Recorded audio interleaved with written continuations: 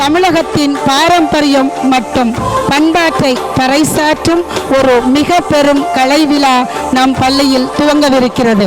தமிழக பண்பாடு மற்றும் பாரம்பரிய கலை திருவிழாவிற்கு வருகை தந்து என் பள்ளியை இதுவரை வழிநடத்தி வரும் எங்கள் பள்ளியின் தாளாளர் திரு என்எம்ஆர் செந்தில் பிரபு சார் அவர்களை அன்போடு வருக வருக என வரவேற்பதில் எம்என்சி பள்ளி பெருமகிழ்ச்சி அடைகிறது. இடைவிடாது இரவு 8 மணி வரை கலை நிகழ்ச்சிகளும் எங்கள் குழந்தைகளினுடைய பண்பாடு கலாச்சாரம் சார்ந்த படைப்புகளையும் அனைவரும் கண்டுகளிக்க உள்ளீர்கள். எனவே அதுபோக வணங்கியே வரவேற்போம் வருகவே.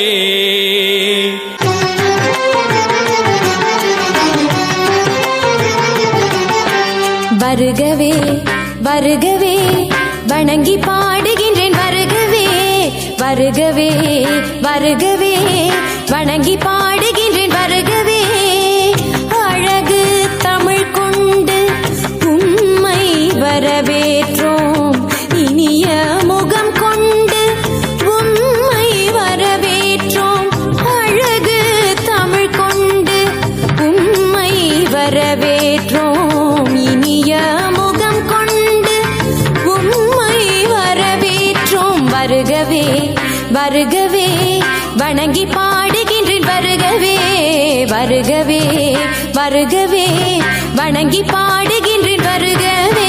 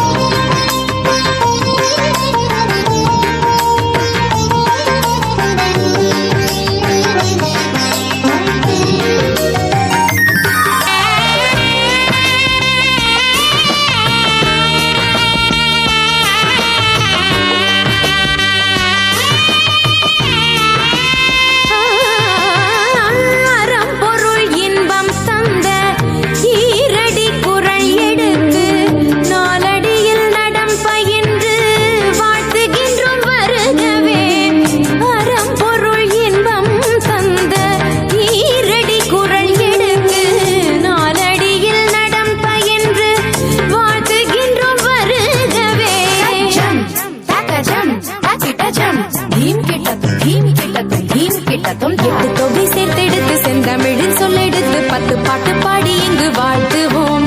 சங்கத்தமிழ் பூங்காவிலே சந்தம் தரும் பூவெடுத்து கவிச்சரம் சூட்டி உம்மை வணங்குவோம். 8 தொகை சேர்த்தெடுத்து செந்தமிழின் சொல்லெடுத்து 10 பாட்டு பாடி இங்கு வாழ்த்துவோம்.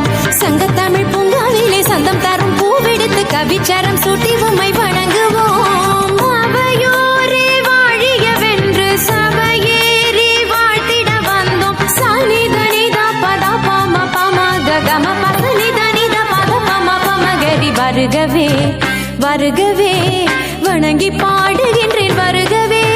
வருகவே வருகவே வணங்கி பாடுகின்றேன் வருகவே.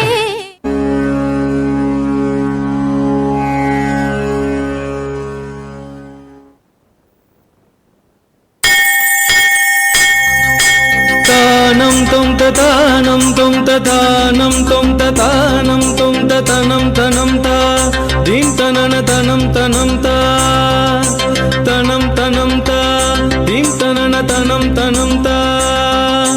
இளைய பாரதம் எழுகவே இளைய பாரதம் எழுகவே புது உலக காவியம் எழுதவே.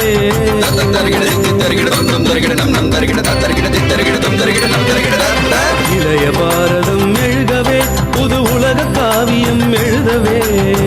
மலையெனும் கோள்கள் எழுகவே புது மாற்றம் தோன்றிட வருகவே. மலையெனும் கோள்கள் எழுகவே புது மாற்றம் தோன்றிட வருகவே. இளைய பாரதம் எழுகவே.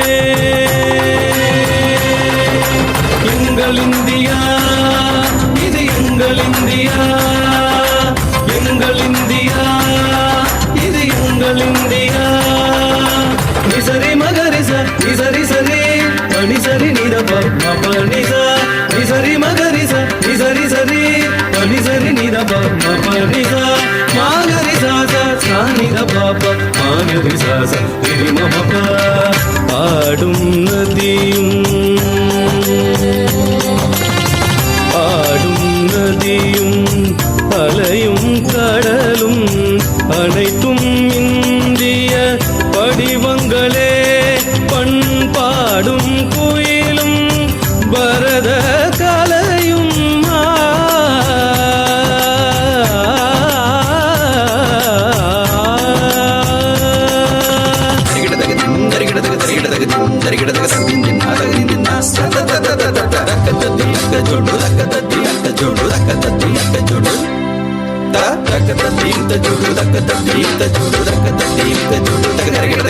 பண்பாடும் கோயிலும் பரத கலையும் பாரத அன்னையின் வடிவங்களே.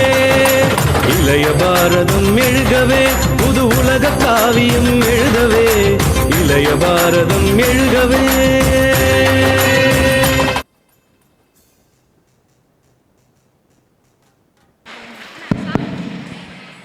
எஸ்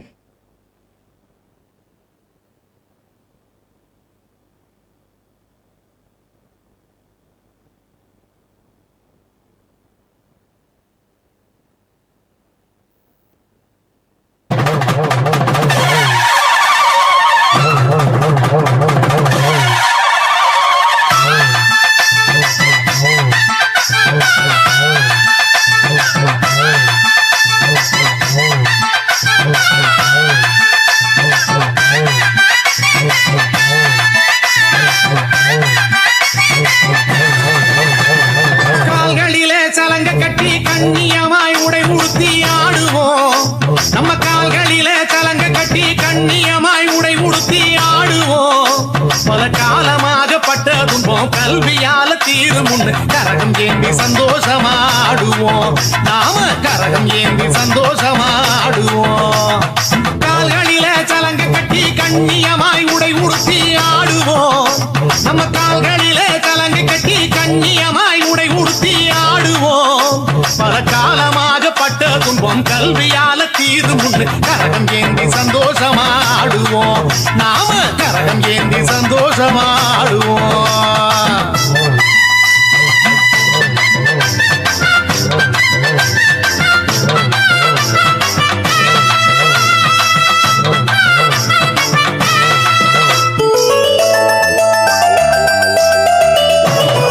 எழுத்தறிவு நாட்டு மக்கள் எல்லோருக்கும் கிடைத்திடவே செய்யணும்.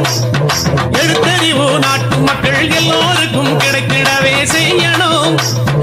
ஏழை எளிய தனங்களோட எதிர்கால நம்பிக்கையாய் ஒளி வீசணும். கல்வி ஒளி வீசணும். கல்வி ஏழை எளிய தனங்களோட எதிர்கால நம்பிக்கையாய் ஒளி வீசணும். கல்வி ஒளி வீசணும். ஒளி வீசணும். கல்வி ஒளி வீசணும். கால்களிலே சலங்க கட்டி கண்ணியமாய் உடை உடுத்தி ஆடுவோம். கால்களிலே சலங்க கட்டி கண்ணியமாய் உடை உடுத்தி ஆடுவோம்.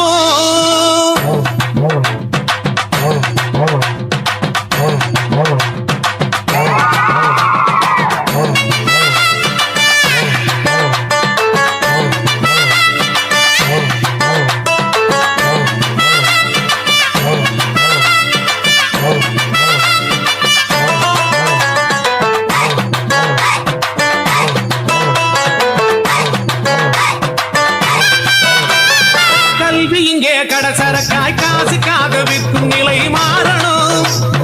கல்வி இங்கே கடசரக்காய் காசுக்காக விற்கும் நிலை மாறணும். நல்ல கலையாவும் அறிவியலும் குறைவில்லாம அனைவருக்கும் கிடைத்திடணும். கல்வி கிடைத்திடணும்.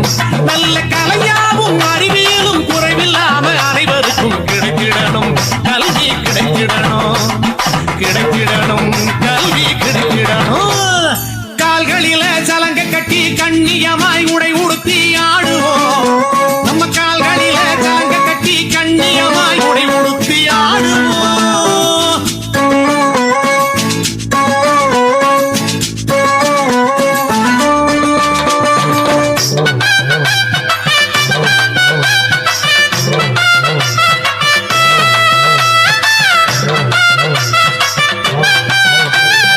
அறிவை வளர்க்கும் கல்வி கூடம் அன்பை விதைக்கும் கோயிலாக உயரணும்.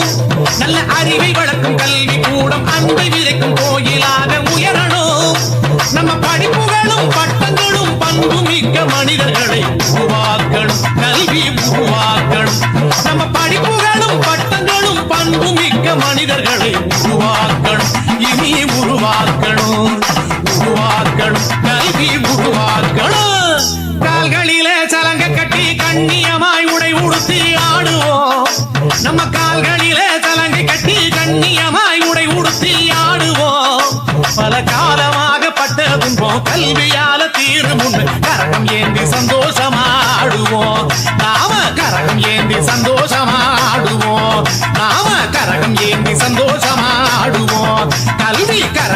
ஏந்தி சந்தோஷமாடுவோம் கல்வி கரகம் ஏந்தி சந்தோஷமாடுவோம் நாம கரகம் ஏந்தி சந்தோஷமாடுவோம்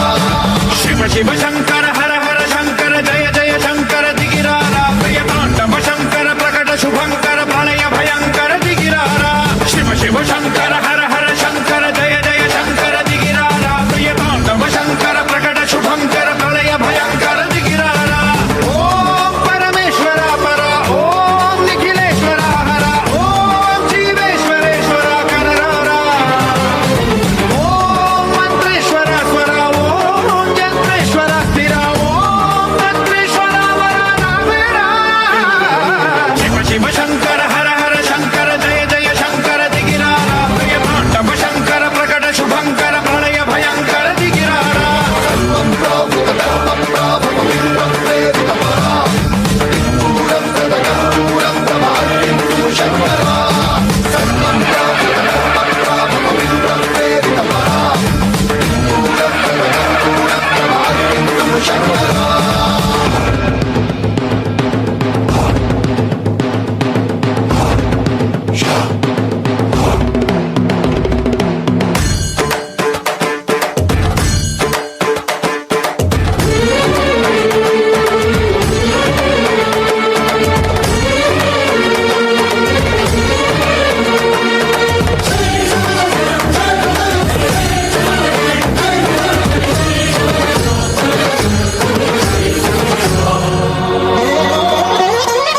ఆకాశలింగమై ఆవహించరా ఢమ ఢమ ఢమమని డమరుక ధ్వని సలిపి చడదని బదిలించరా శ్రీవాయులింగమై సంచరించరా అణువున తన తనువున నిలిచి చలనమే కలిగించరా భస్మం చేసే అసురునే అగ్నిలింగమై ప్రవికార వరదై ముంచై జలలింగమై ఘోరా వరమై వసమై ప్రబలమౌతూ లింగమై బలమిడరా జగమే నడిపే పంచభూతలింగేశ్వర కరుణించరా శివ శివ శంకర హర హర శంకర జయ జయ శంకర దిగిరారా ప్రియతాండవ శంకర ప్రకట శుభంకర ప్రళయ భయంకర దిగిరారా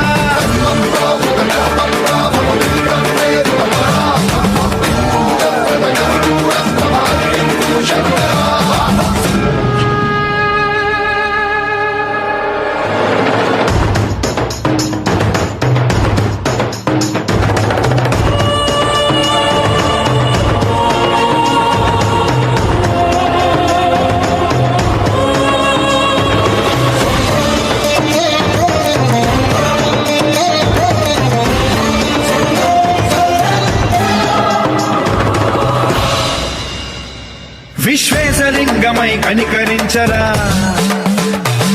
విధి లిఖితమునిక పరపర పర జరిపి అమృతమే కురిపించరా రామేశలింగమై మహిమ చూపరా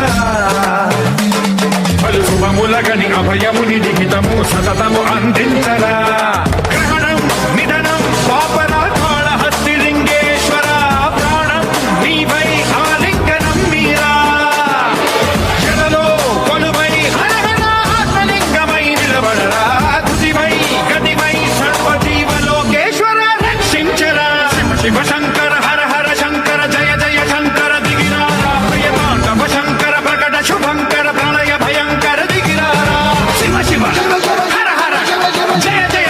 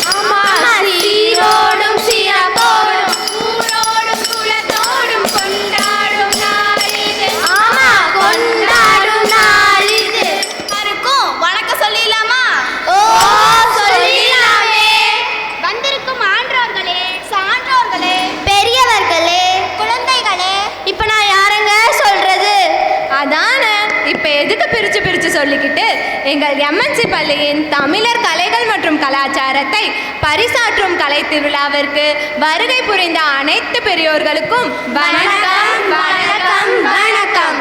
எங்களது இந்த முயற்சியில் தாள குத்தங்கள் இருக்கலாம், மேல குத்தங்கள் இருக்கலாம், பொறுத்து குத்தங்கள் இருக்கலாம், குத்தங்கள் இருக்கலாம். நான் ஏதோ மறந்துட்டேனே.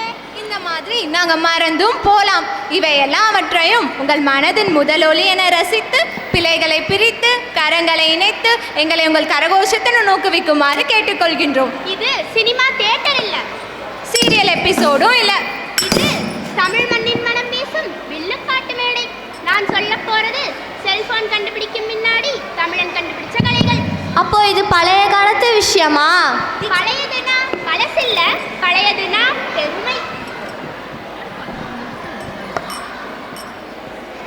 வில்லுப்பாட்டு கரகாட்டம் கும்மி அடிப்போம் கூட்டமாய், ஒயிலாட்டம் மயிலாட்டம் உலகம் புகழும் ஆட்டமாய். வில்லுப்பாட்டு கரகாட்டம் கும்மி அடிப்போம் கூட்டமாய், ஒயிலாட்டம் மயிலாட்டம் உலகம் புகழும் ஆட்டமாய். முதல்ல வில்லுப்பாட்டு. வில்லுப்பாட்டு வெறும் பாட்டு இல்லை, அது வரலாறு, நகைச்சுவை, சமூக பாடம் மூணும் கலந்த கலவை. கலைகளுக்கெல்லாம் அரசன். ஆமா, கிங். இந்த வில்லு எதுக்குங்க? வில் அம்பையே இல்ல, அர்த்தம் எய்ய. இப்பதான் யூடியூப் எல்லாம் இருக்கே, இந்த வில்லுப்பாட்டு தேவையா? யூடியூப் ரீல் 30 செகண்டு, வில்லுப்பாட்டு 30 தலைமுறையோட ரீலு. இது சும்மா சிரிக்க மட்டும் இல்லை, சிரிக்க சிந்திக்கவும் வைக்கும். அப்ப சிரிக்கலன்னா உன் மனசு இன்னும் அப்டேட் ஆகல. முதல்ல நம்ம பேச போறது தலைமையில தண்ணி வச்சுக்கிட்டு உலகத்துக்கு சமநிலை கற்றுக் கொடுத்த கலை. தலைமேல் கரகம், உள்ளத்துல கவனம், வெளியில சிரிப்பு, இதுதான் கரகாட்டம். தலைமையில கரகம் வச்சு ஆடப்படும் ஆட்டம் தான், கால் தாளம் சரியாயிருந்த கரகாட்டம் கலக்கல் தான். தமிழ் மண்ணின் பெருமை தான் கரகாட்டம் கரகாட்டம். டேட்டா பேலன்ஸ் தான் எல்லாருக்கும் தெரியும். கரகாட்டம் சொல்லித்தருது உடல் மற்றும் மன பேலன்ஸ். பேலன்ஸ் விட்டா கரகம் விழும்னு எல்லாருக்கும் தெரியும். நேர்மை விட்டா வாழ்க்கையே விழும். பேலன்ஸ் ரொம்ப முக்கியம். ஆமா, பேலன்ஸ் முக்கியம். அடுத்து என்ன கலை பற்றி சொல்ல போறீங்க? பாட்டாவே பாடிடுறோம். ஒயிலே ஒயிலே ஒயிலாட்டம், ஒயிலே ஒயிலே ஒயிலாட்டம், ஒயிலே ஒயிலே ஒயிலாட்டம், ஒயிலே ஒயிலே தமிழாட்டம். தாளம் தட்டி ஆடுறப்போ கஷ்டம் எல்லாம் ஓடி போகும், தாளம் தட்டி ஆடுறப்போ கஷ்டம் எல்லாம் ஓடி போகும். சிரிச்சுக்கிட்டே ஆடும் கலை ஒயிலாட்டம் ஒயிலாட்டம், சிரிச்சுக்கிட்டே ஆடும் கலை ஒயிலாட்டம் ஒயிலாட்டம். ஒயிலாட்டம்னா என்ன? ஓடுறதா? அது ரன்னிங் பா, இது ரன்னிங்குள்ள ரிதம். ஒயிலாட்டம் ஆடுறப்போ ஃபேஸில் ஸ்மைல் ஃப்ரீ. ஜிம் போகாமே ஃபிட்டாக இதுதான் பெஸ்ட் ஃப்ரீ. கால் வலி வந்தாலும் கூட ஆட்டம் நிற்காது. ஆடியன்ஸ் கை தட்டினாதான் எனர்ஜி தான் குறையாது. அடுத்து கும்மி ஆட்டம், இசைக்கருவி இல்லாம உள்ளத்தோடு தாளம் போடுற கலை. அப்ப டிஜே இல்லையா? டிஜே இல்ல, இதயம் தான் ட்ரம். அப்படி எங்கெங்க கும்மி அடிப்பாங்க? இது பெண்களோட அடையாளம். வீட்டு வேலையிலையும் வயல் வேலையிலையும் திருவிழாக்களிலையும் கும்மி பாட்டு தான். கும்மி ஆட்டம் சொல்லித் தருது சிம்பிள் லைஃப் ரூல் தான். ஒன்னா இருந்தா எதுவும் சாதிக்க முடியும். கைத்தட்டும் சத்தத்துல கவலை எல்லாமே போகும். ஆமா, கவலை எல்லாம் பறந்து போகும். அப்ப வழக்கம் போல பாட்டாவே பாடிருங்களேன். ஓ, பாடிடலாமே. கும்மியடி கும்மியடி கும்மியாட்டம், கும்மியடி கும்மியடி கும்மியாட்டம், கை தட்டி கால் தட்டி தமிழாட்டம், கை தட்டி கால் தட்டி தமிழாட்டம். மேளமில்ல மைக்குமில்ல கைத்தாளம் போதும் பாரு, மேளமில்ல மைக்குமில்ல கைத்தாளம் போதும் பாரு. சிரிப்போடு ஆடும் கலை கும்மியாட்டம், சிரிப்பியாட்டம், சிரிப்போடு ஆடும் கலை கும்மியாட்டம், கும்மியாட்டம். வீரமா ஏதாவது கலை பற்றி சொல்றீங்களா? சிலம்பம் இருக்கே, அடிக்க கற்றுக் கொடுப்பதில்லை, தப்பிக்க கற்றுக் கொடுக்கும். பெண்களுக்கு பாதுகாப்பு, குழந்தைகளுக்கு தைரியம், அனைவருக்கும் கட்டுப்பாடு. இன்றைக்கு சண்டை அதிகம். ஆமா, ஸ்ட்ரெஸ் அதிகம். அதனால சிலம்பம் மாதிரி கட்டுப்பாடு அவசியம். சிலம்பம் சொல்லி தருவது வாழ்க்கை லெசன். கவனம் இல்லைன்னா கம்படிக்கும், ஒழுக்கம் இல்லைன்னா பால்கே அடிக்கும். வீட்டுக்குள்ளே ப்ராக்டிஸ் பண்ணிடாதீங்க, டிவி டியூப்லைட் எல்லாம் அவ்வளோதான். இங்க எல்லாருக்கும் சிலம்பம் ஆட தெரியுமோ இல்லையோ, நல்லா சிரிச்சு ரசிச்சு கை தட்ட தெரியும். இப்ப பாருங்க நமக்கு எப்படி கை தட்டுறாங்கன்னு.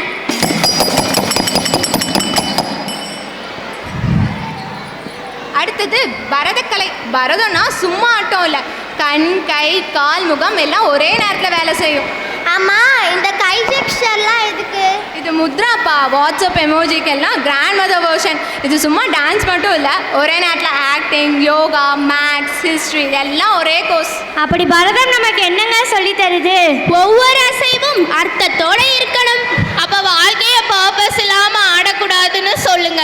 ஆமாம், விரல் அசைவில் உலக கதை, ஒழுக்கம், பக்தி, அறிவு இது கோவிலில் பிறந்த கலை. கண் பேசும் மொழி இது, கை சொல்லும் கதை இது. அசைவிலேயே அர்த்தம் கொண்டு அழகாய் நின்று பேசுவது பரதம். பரதம். இப்போ நாம பேச போறது ஏசி ஹால் கலை இல்ல, திறந்த வானம் கலை, தெருக்கூத்து. தெருக்கூத்துனா ரோட்ல நடக்கிற சண்டையா? அடப்பாவி, அது டிராஃபிக் கூத்து. இது தமிழர் அறிவு கூத்து. இதுக்கு கரை இல்லை, மேடை இல்லை, டிக்கெட்டும் இல்லை.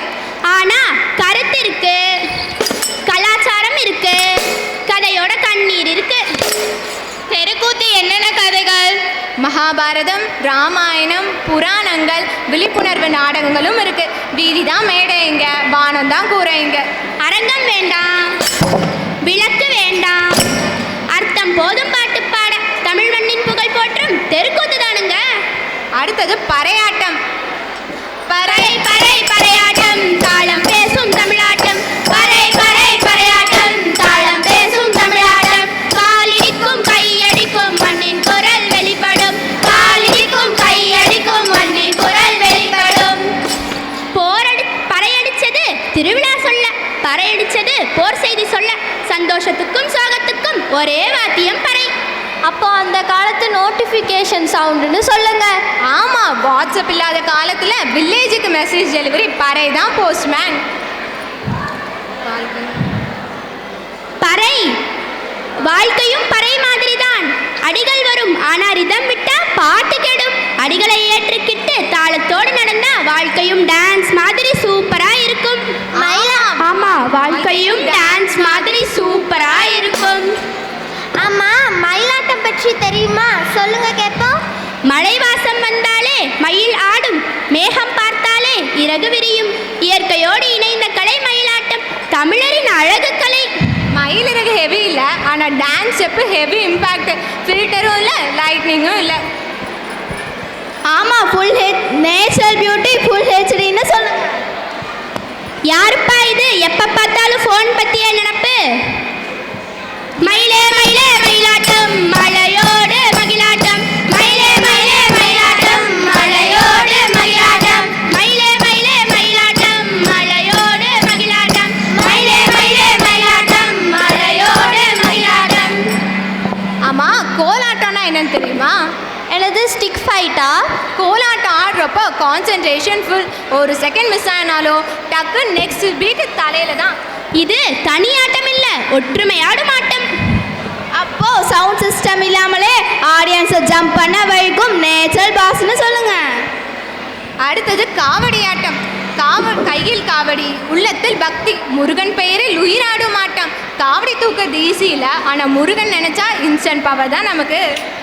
ஆமா, இன்ஸ்டன்ட் பவர் தான். காவடி சொல்லி தரது ஒரு பாடம். தியாகமே தெய்வம், தன்னைத்தானே தாழ்த்தி கொண்டால் உயர்வு தானாக வரும். காவடிக்கு ஒரு பாட்டு பாடிடலாமா? ஓ, பாடிடலாமே. காவடியாட்டம் காவடியாட்டம், கந்தன் அருளின் தாளாட்டம். காவடியாட்டம் காவடியாட்டம், கந்தன் அருளின் தாளாட்டம். காவடியாட்டம் காவடியாட்டம், கந்தன் அருளின் தாளாட்டம். காவடியாட்டம் காவடியாட்டம், கந்தன் அருளின் தாளாட்டம். காவடி ஆடுறது காலுக்காக இல்ல, கடவுளுக்காக. இது காலம் பேசும் குரல். என்னது, கல் பேசுமா? பேசும். வரலாறு இருந்தா கல் கூட பேசும். தஞ்சாவூர் பெரிய கோவில் 1000 வருஷம் நிற்கும் கோவில். ஒரு ஸ்டீல் இல்ல, ஒரு சிமெண்ட் இல்ல, ஆனா இன்னும் ஆட்டம் போடாம நிக்குது. நம்ம வீட்டு காம்பவுண்ட் செவரு பாருங்க, ஒரு மலைக்கே விழுந்துருது. கோவில்கள் சிலைகள், சிற்பங்கள், வரலாற்று இடங்கள் இவை அனைத்தும் தமிழ்நாட்டின் பெருமையை சொல்லுது. கல்லுடையலாம், காலம் ஓடலாம், ஆனால் ஒரு நாளும் தமிழர் கலாச்சாரம் உடையாது. அடுத்து இது பொங்கல் திருவிழா பத்தி சொல்லிடுவோமா? ஓ, சொல்லிடலாமே. இது விடுமுறை நாள் இல்ல, நன்றி சொல்லும் நாள். சூரியனுக்கு நன்றி, மண்ணுக்கு நன்றி, உழவனுக்கு நன்றி, உணவுக்கு நன்றி. பொங்கல் திருநாள் விவசாயத்துக்கு நன்றி சொல்லும் நாளாகும். பொங்கலோ பொங்கல், பொங்கலோ பொங்கல், உங்க மனசெங்கும் மகிழ்ச்சி பொங்குது பாருங்க. அம்மா பொங்கல் செஞ்சா நான் கொஞ்சம் எக்ஸ்ட்ரா தான் சாப்பிடுவேன். ஆமா, இல்லைன்னா மட்டும் நீ கொஞ்சம் சாப்பிட்றியா? ஆமா, சாப்பாடு தான் முக்கியம். கண்டிப்பா சத்துள்ள உணவை உண்டாதான் நமக்கு உணவே மருந்து. நாம அன்றாட சாப்பிடுற சாதாரண உணவு பத்தி பேச என்ன இருக்கு? எனது சாதாரண உணவா? உங்களால காசு கொடுத்து கார் வாங்க முடியுமா? அம்பு, கேழ்வரகு, திணை, சாமை, வரகு இவை அனைத்தும் டாக்டர் பிரிஸ்கிரிப்ஷன்ல இல்லாத மருந்துங்க. அடடே, சூப்பரா சொன்னீங்களே. ஆண்டாண்டு காலமாக நம்ம கட்டி காத்த கலாச்சாரம், அம்மா கட்டி காத்த கலாச்சாரம் மாண்டு தான் போய் நாம தமிழ் மங்கை அவள வாழ வைப்போம். அம்மா மங்கை அவள வாழ வைப்போம். சரி, சட்டு புட்டுன்னு மூடிங்க, இன்னும் நிறைய நிகழ்ச்சி காத்துட்டு இருக்குல்ல. மங்களம் சுப மங்களம், மங்களம் சுப மங்களம், மங்களம் சுப மங்களம், மங்களம் சுப மங்களம். பார்த்தோருக்கும் மங்களம், பார்க்காதோருக்கும் மங்களம், பார்த்தோருக்கும் மங்களம், பார்க்காதோருக்கும் மங்களம். கேட்டோருக்கும் மங்களம், கேட்காதோருக்கும் மங்களம், கேட்டோருக்கும் மங்களம், கேட்காதோருக்கும் மங்களம். கைத்தட்டல் பரிசா கொடுத்த நல்லோருக்கும் மங்களம், கைத்தட்டல் பரிசா கொடுத்த நல்லோருக்கும் மங்களம். எங்கள் எம்என்சி பள்ளியின் சார்பாக உங்கள் அனைவருக்கும் நன்றிகள். ஆமா, நன்றிகள்.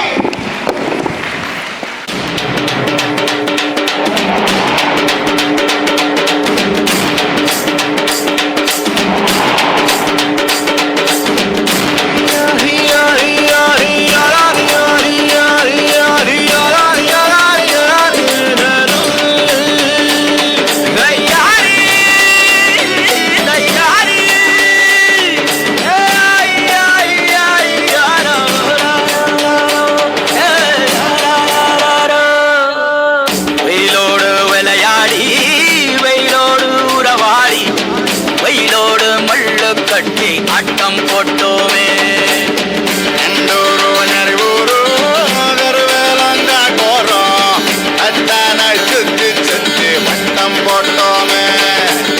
பசி வந்தா குருவி முட்டை, தண்ணிக்கு தேவன் குட்ட, பறிப்போமே சோழ தட்ட, புழுதிதான் நம்ம சட்ட, புழுதிதான் நம்ம சட்ட. வெயிலோடு விளையாடி, வெயிலோடு உறவாடி, வெயிலோடு மல்லு கட்டி ஆட்டம் போட்டோமே.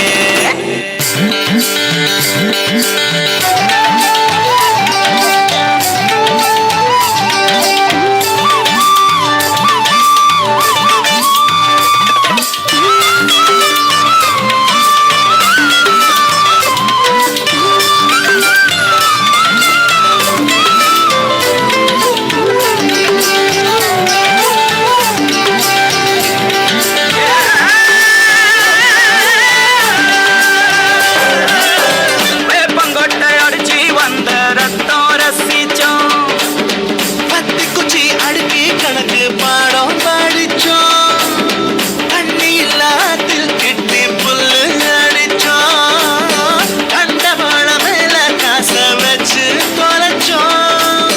5 பைசா பிலிம வாங்கி அப்பாவோட வெட்டியில கண்ணாடி லென்ஸ் வச்சு சினிமா காவிச்சோ.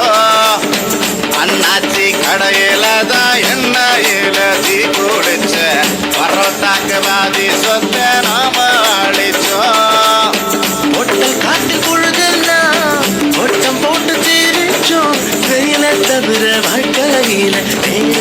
என்ன அறிஞ்சோம். வெயிலோடு விளையாடி வெயிலோடு உறவாடி வெயிலோடு மல்லு கட்டி ஆட்டம் போட்டோமே.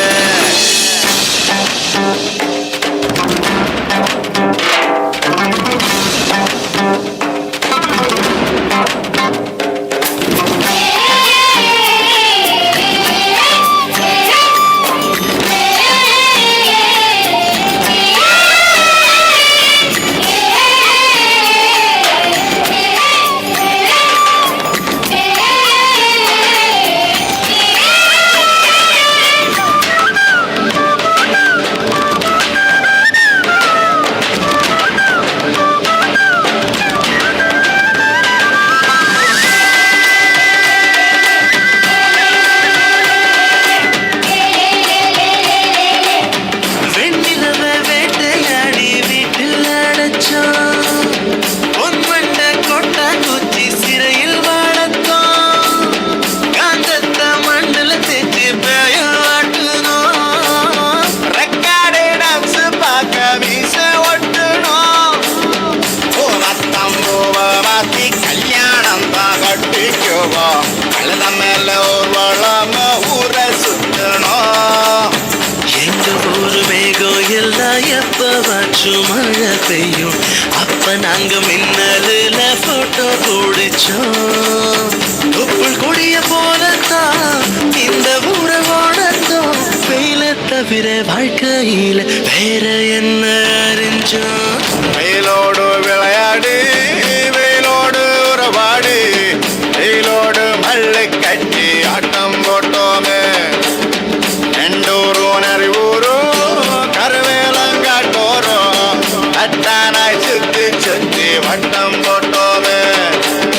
பசி வந்தான் குருவி முட்ட தன்னிக்கு தேவம் குட்ட பறிப்போமே சோரத்தட்ட பொழுதுதான் நம்ம சட்ட பொழுதுதான் நம்ம சட்ட.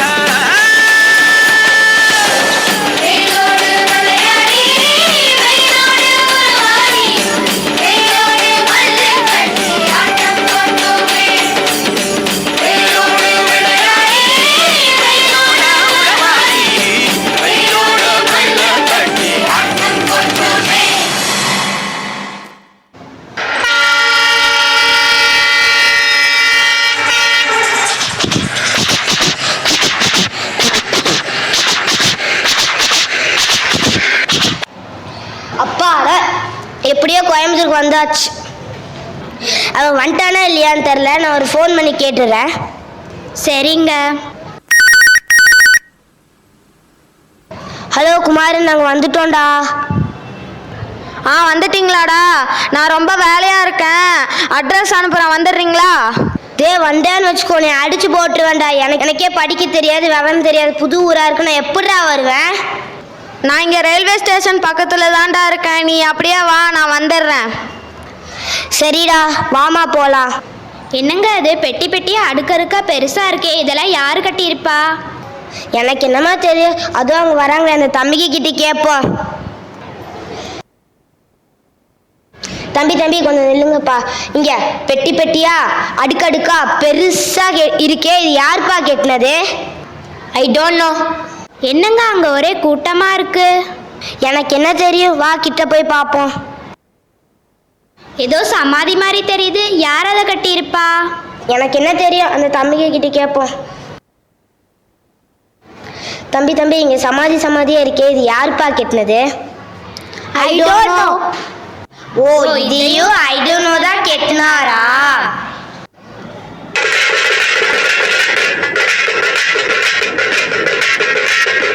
ஐயோ பாவம், யாரோ இறந்துட்டாங்க போல. எப்பா, யாரோ இறந்துட்டாங்க போலே, யாருப்பா அது? I don't know. ஐயோ, ஐ டோன்ட் நோ, செத்துட்டாரா? ஐயோ, அநியாயமா செத்துட்டாரே. இவருக்கு ஒரு பொண்ணு இருந்தா என் பையனுக்கு கல்யாணம் பண்ணி வைக்கலாம்னு நினைச்சேனே, இப்படி போயிட்டாரே. ஐயோ. ஏன்டா வரதுக்கு இவ்வளோ நேரமா? ஏன்டா அழுதுட்டு இருக்கீங்க? டேய், நாங்கள் வர வழியில் சுற்றி பார்த்துட்டுலாம் வந்தோம்டா. அப்போ ஒரு இடத்துல பெட்டி பெட்டியா அடுக்கடுக்கா பெருசாக இருந்துச்சுடா. இது யார் கெட்டினதுன்னு கேட்டோம்டா. I don't நோன்னாங்கடா. அப்புறம் போயிட்டு இருந்தோம்டா. கூட்டமாக இருந்துச்சுன்னு கிட்ட போய் பார்த்தோம்டா. அப்போ சமாதியாக இருந்துச்சுடா. யார் இந்த சமாதியை கேட்டினதுன்னு கேட்டோம்டா. அதுவும் ஐ டோன்ட் நோ தான்டா சொன்னாங்க. அப்புறம் யாரோ இறந்துட்டாங்க போல, அவங்க பணத்தை தூக்கிட்டு போயிட்டு இருந்தாங்கடா. அப்போ யாருப்பா இறந்ததுன்னு கேட்டேன். கடைசியில் ஐ டோன்ட் நோ செத்துட்டாருன்னு எல்லாம் சொன்னாங்கடா. கடைசியில் ஐ டோன்ட் நோ செத்து போயிட்டாருடா. என்னது ஐ டோன்ட் நோ செத்து போயிட்டாரா? ஆமாடா, வந்தவங்க எல்லாரும் ஐ டோன்ட் நோ தான்டா சொன்னாங்க. ஐ டோன்ட் நோனா எனக்கு தெரியாதுன்னு அர்த்தம்டா. அது கூட உனக்கு தெரியாதா? எனக்கு தெரியாதுடா. ஆமாம், உனக்கு எப்படிடா தெரியும்? என் பையன் எம்என்சி ஸ்கூலில் படிக்கிறான்டா. அவன் தாண்டா எனக்கு சொல்லி தந்தான். அப்படியாடா? அந்த பள்ளிக்கூடம் எங்கடா இருக்கு? நம்ம முதலிப்பாளையத்தில் தாண்டா இருக்கு. அங்கே ஆங்கில கல்வி, ஒழுக்கம், தனி திறமைகளுக்கு முக்கியத்துவம் கொடுக்குறாங்கடா. டே, நாங்கள் ஊருக்கே கிளம்புறோம்டா. ஏன்டா வேலை கேட்டு வந்தேன் உடனே கிளம்புறேன்னு சொல்கிற, என்னாச்சு? இல்லைடா, நான் வர்றதுக்கு முன்னாடி நான் பெரிய தப்பு பண்ணிட்டு வந்துட்டேன்டா. அப்படி என்னடா பண்ண? என் பையனை பள்ளிக்கூடத்துக்கெல்லாம் நீ போக வேணாம், ஆயா வீட்டு பக்கத்தில் இருக்கிற அண்ணாச்சி கடையில் போய் வேலை பாருன்னு வேலையை சேர்த்து விட்டு வந்துட்டேன்டா. ஏன்டா இப்படி பண்ண? கல்வி ரொம்ப முக்கியம்டா. ஆமாடா, நான் போய் என் பையனை இங்கேயே கூட்டிகிட்டு வரேன்டா. நீ சொன்னில எம்என்சி பள்ளிக்கூடம், அங்கேயே என் பையனை படிக்க வைக்க போகிறேன்டா. கூட்டிட்டு வாடா, நானே சேர்த்து விட்றேன். நன்றிடா. அப்புறமே என் பையனும் இங்கிலீஷ் பேசுவான்டா. எனக்கும் தெரியாத சொல்லி கொடுப்பான்டா. என்ன மாதிரி குழந்தைகளோட படிப்பை பாதியிலே நிறுத்திடாதீங்க. நீங்கள் மூட்டை தூக்கி கஷ்டப்பட்டாவது உங்கள் குழந்தைங்கள படிக்க வச்சிருங்க. படிப்பு தான் ரொம்ப முக்கியம்.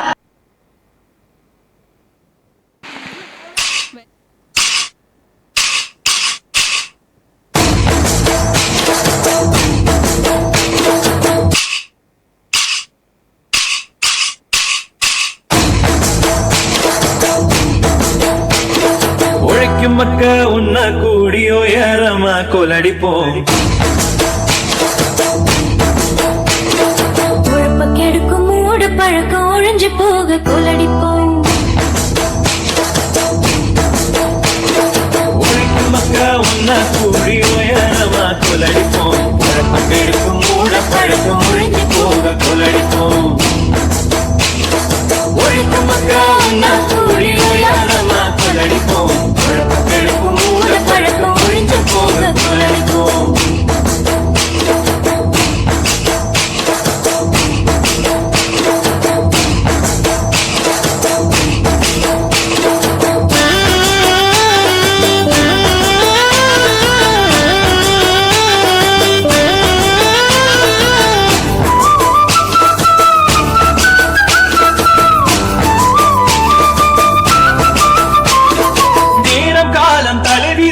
நொந்து கொள்வதை நிறுத்துவோம். நேரங்காலம் தலைவிதிகள் நொந்து கொள்வதை நிறுத்துவோம். துணிஞ்சு நின்ற வாழ்க்கையில துக்கமில்லன காட்டுவோம். துணிஞ்சு நின்ற வாழ்க்கையில துக்கமில்லன காட்டுவோம்.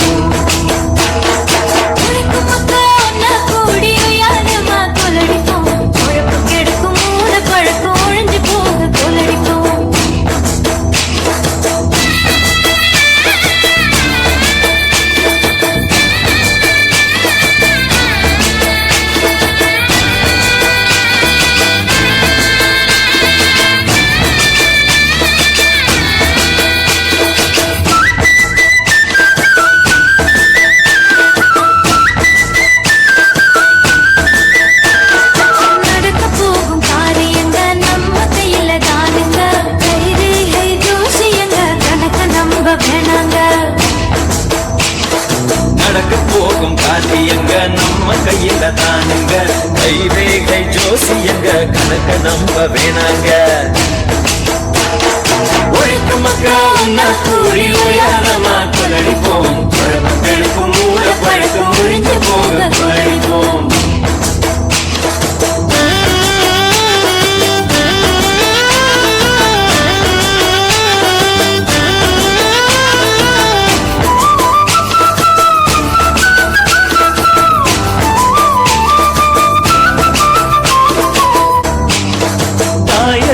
மந்திரத்தை தேடியதுக்கு அலையணும். உழைக்கும் மக்கா உன்ன கூடி உயரமா கொலடிப்போம். குழப்ப கெடுக்கும் மூட பழக்கம் ஒழிஞ்சு போக கொள்ளடிப்போம். உழைக்கும் மக்கள் உண்ணா கூலி ஓயாதமா கொள்ளடிப்போம். மக்களுக்கும் மூல பழக்கம் ஒழிஞ்சு போக கொள்ளடிப்போம்.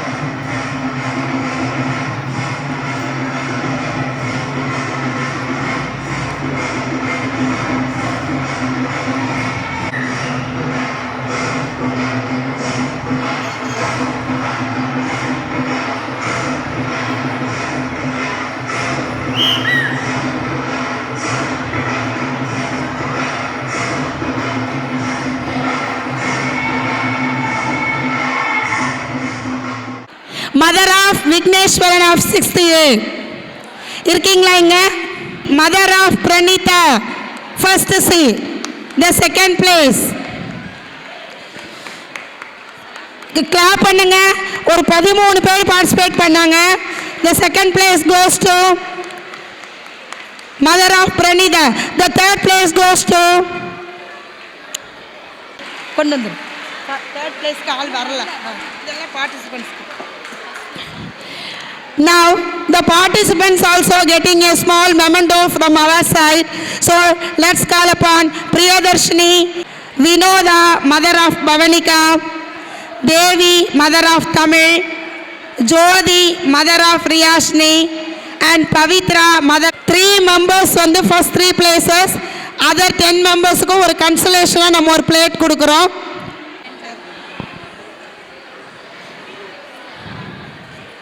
Parents are getting consolation prizes.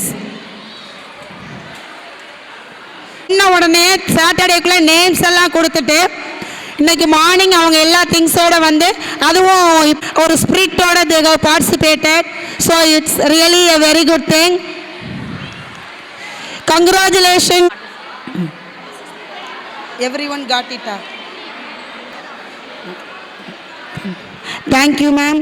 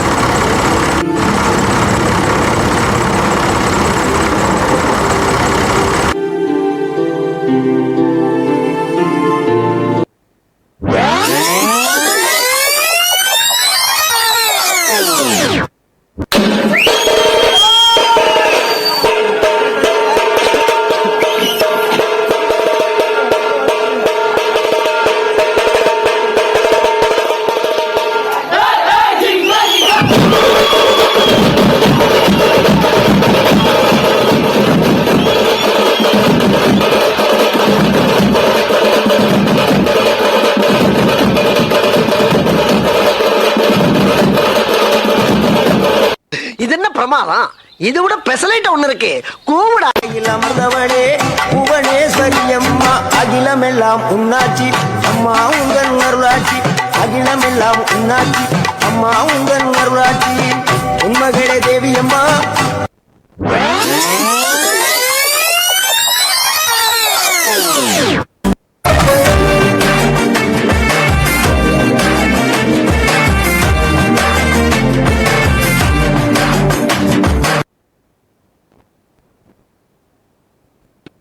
Now we are singing Butterflies Run. Butterflies Run. Butterfly, butterfly, butterfly, butterfly, butterfly, butterfly, butterfly, butterfly. Where are you going? Where are you going? Where are you going? Where are you going? Out in a garden. Out in a garden. Out in a garden. Out in a garden.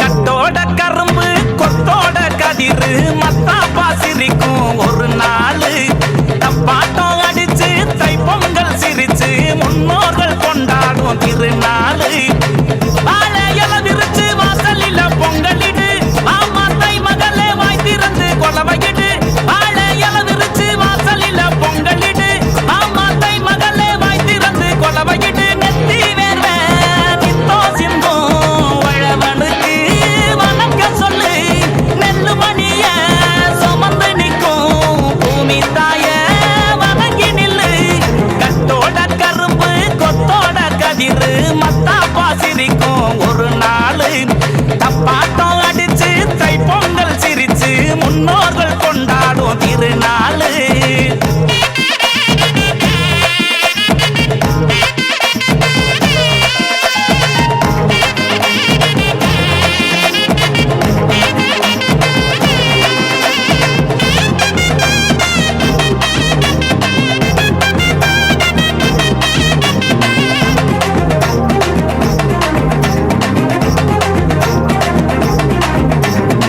மாசமும் மாறி மழை அடிக்க ஊத காத்தோட குளிரடிக்கும் களத்து மேட்டில கதிரடிக்கும் கண்ணி பொண்ண கண்டா கிளுகிழுக்கும் திருநாளு தை திருநாளு நம்ம தமிழ் இனம் பாடும் ஒரு நாளு திருநாளு தை திருநாளு நம்ம தமிழினம் பாடும் ஒரு நாள் தை மாசம் பிறந்துடுச்சு தலைமால இல விரிச்சு பொண்ணெல்லாம் பொண்ணாக்க குளமா போடு மண்ணோட வாசத்தையும் மனுஷனோட பாசத்தையும் கலப்ப ஓட்டும் காலக்கிட்ட கேட்டு சொல்லு நெத்தி மேல நெத்தம் சிந்தோம் உழவழுக்கு வணக்கம் சொல்லு ஏ நெல்லு மணிய சுமந்து நிற்கும் பூமி தாய வணங்கி நில்லு கட்டோட கரும்பு கொத்தோட கதிரு மத்தாப்பா சிரிக்கும் ஒரு நாள் தப்பாட்டம் அடிச்சு தைப்பொங்கல் சிரிச்சு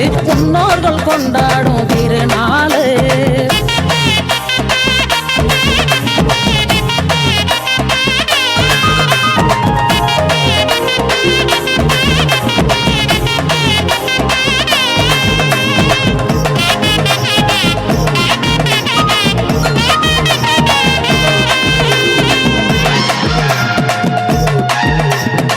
பாலும் பச்சரிசி படையலிட்டு மஞ்சள் மாவிலையில் தோரணங்கட்டு வளர்த்த காலையோட திமிழக்கட்டு இடுப்பு வெட்டிய நீ வரைஞ்சு கட்டு நடவோடு தை மகளோடு இனி விடியட்டும் இருளும் ஒளியோடு நடகோடு தை மகளோடு இனி விடியட்டு இருளோ ஒளியோடு அதிகால சேவலுக்கும் அது கூவும் கூவலுக்கும் அன்றாட நன்றி சொல்லி கொலவ போடு ஆகாச சூரியன அண்ணாந்து நீ வணங்கி ஆடு மாடு அத்தனைக்கு மாலை போடு ஏ பட்ட துன்பம் எட்டி செல்லும் பறை எடுத்து பாடுங்கடி தொட்டதெல்லாம் தொலைங்கி நிற்கும் குறி அடிச்சு ஆடுங்கடி கட்டோட கரும்பு கொத்தோட கதிரு மத்தாப்பா சிரிக்கும் ஒரு நாள் தப்பாட்டம் அடிச்சு தை பொங்கல் சிரிச்சு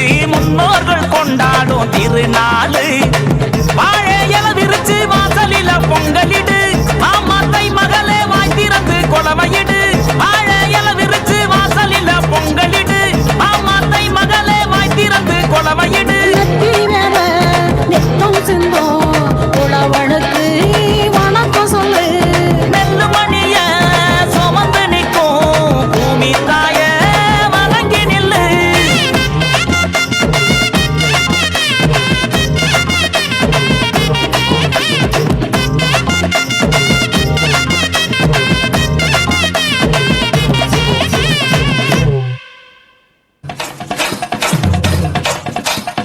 மனித பண்பாட்டை 5 திணைகளாக பிரித்து வகுத்து தொகுத்து வாழ்ந்தவன் தமிழன். நமது இளைய தலைமுறைக்கு நமது பண்பாட்டை அறிமுகப்படுத்த இதோ உங்களை கரம் பிடித்து அழைத்துச் செல்லுகின்றோம். வாருங்கள். குறிஞ்சி,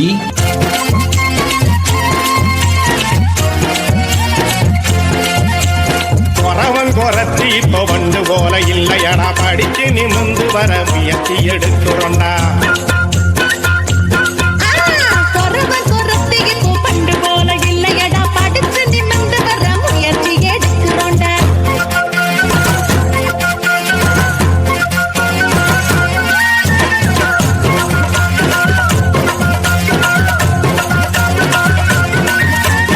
மூலிகை மருத்துவத்தை ஆதியில் தெரிஞ்சவங்க, பாம்பின் விஷம் இறக்க வேறெடுத்து வந்தவங்க. மூளை நெருக்கெடுத்து இடுப்பிலே கட்டியுந்தன் மனதை இழந்தெடுத்து முகக்குறி சொன்னவங்க. திங்கிடிக்காலோ திங்கிடிக்காலோ திங்கிடிக்காலோ கோடி திங்கிடிக்காலோ.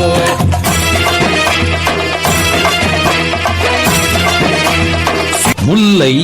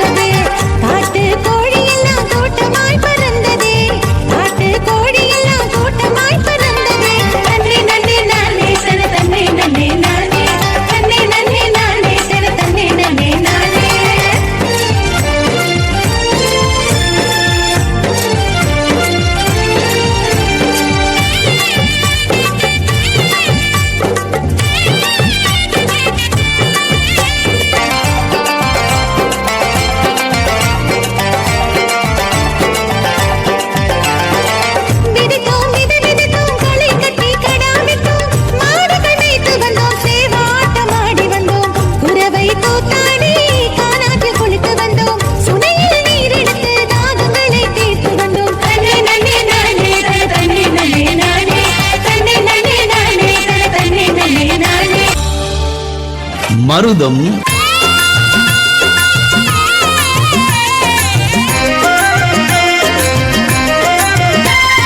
செல்லக்கிளியே கண்மணியே கிங்கிணியே உன் கொலு சொல்லி அப்பங்கட்டி பாடுகிற பாட்டுக்கு அழகு கூட்டுதடி. செல்லக்கிளியே கண்மணியே கிங்கிணியே உன் கொலு சொல்லி அப்பங்கட்டி பாடுகிற பாட்டுக்கு அழகு கூட்டுதடி. தன்னாரோ கிளி தன்னாரோ தன்னாரோ கிளி தன்னாரோ தன்னாரோ கிளி தன்னாரோ தன்னாரோ கிளி தன்னாரோ.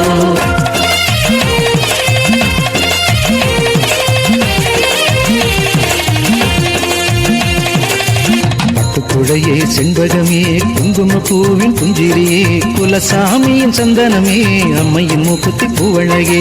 பச்சரிசி சாந்து பொட்டு கண்ணெழுதும் ஓவியமே, பச்சரிசி சாந்து பொட்டு கண்ணெழுதும் ஓவியமே. அத்தனை அழகும் உந்தன் முகத்தில் சித்திரமாகவே பேசுதடி. கண்ணாரோ கிளி தன்னாரோ கண்ணாரோ கிளி தன்னாரோ கண்ணாரோ கிளி தன்னாரோ கண்ணாரோ கிளி தன்னாரோ கண்ணாரோ கிளி தன்னாரோ கண்ணாரோ கிளி தன்னாரோ கண்ணாரோ கிளி தன்னாரோ கண்ணாரோ கிளி தன்னாரோ. நெய்தல்,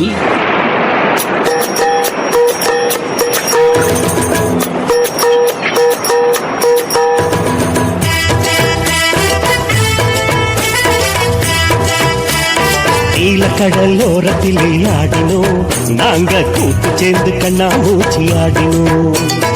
ஆவியம் மணியாவியம் விளையாடினோம், ஆவியம் மணியாவியம் விளையாடினோம்.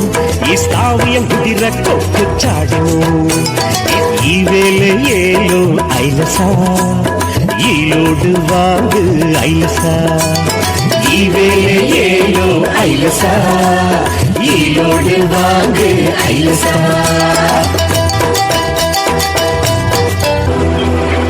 பாலை நிலத்தின் மாட்டுக் கொம்பாட்டம் சிலம்பாட்டம்.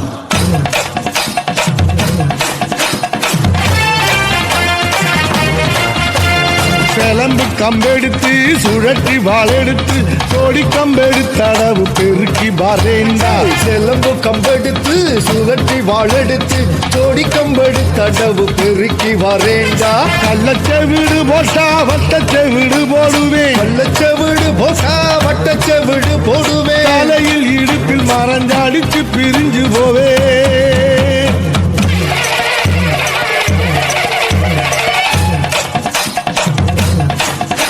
கிளம்பு கம்பெடுத்து சுழற்றி வாழெடுத்து ஜோடி கம்பெடுத்தடவு பெருக்கி வரேண்டா கள்ளச்செவிடு போட்டா வட்டச்செவிடு போடுவேன் தலையில் இடுப்பில் மறைஞ்சடிச்சு பிரிஞ்சு போவேன்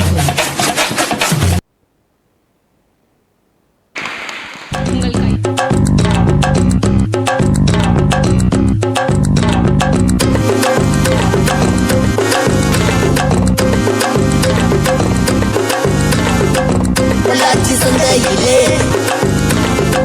பொள்ளாச்சி சந்தையிலே பொள்ளாச்சி சந்தையிலே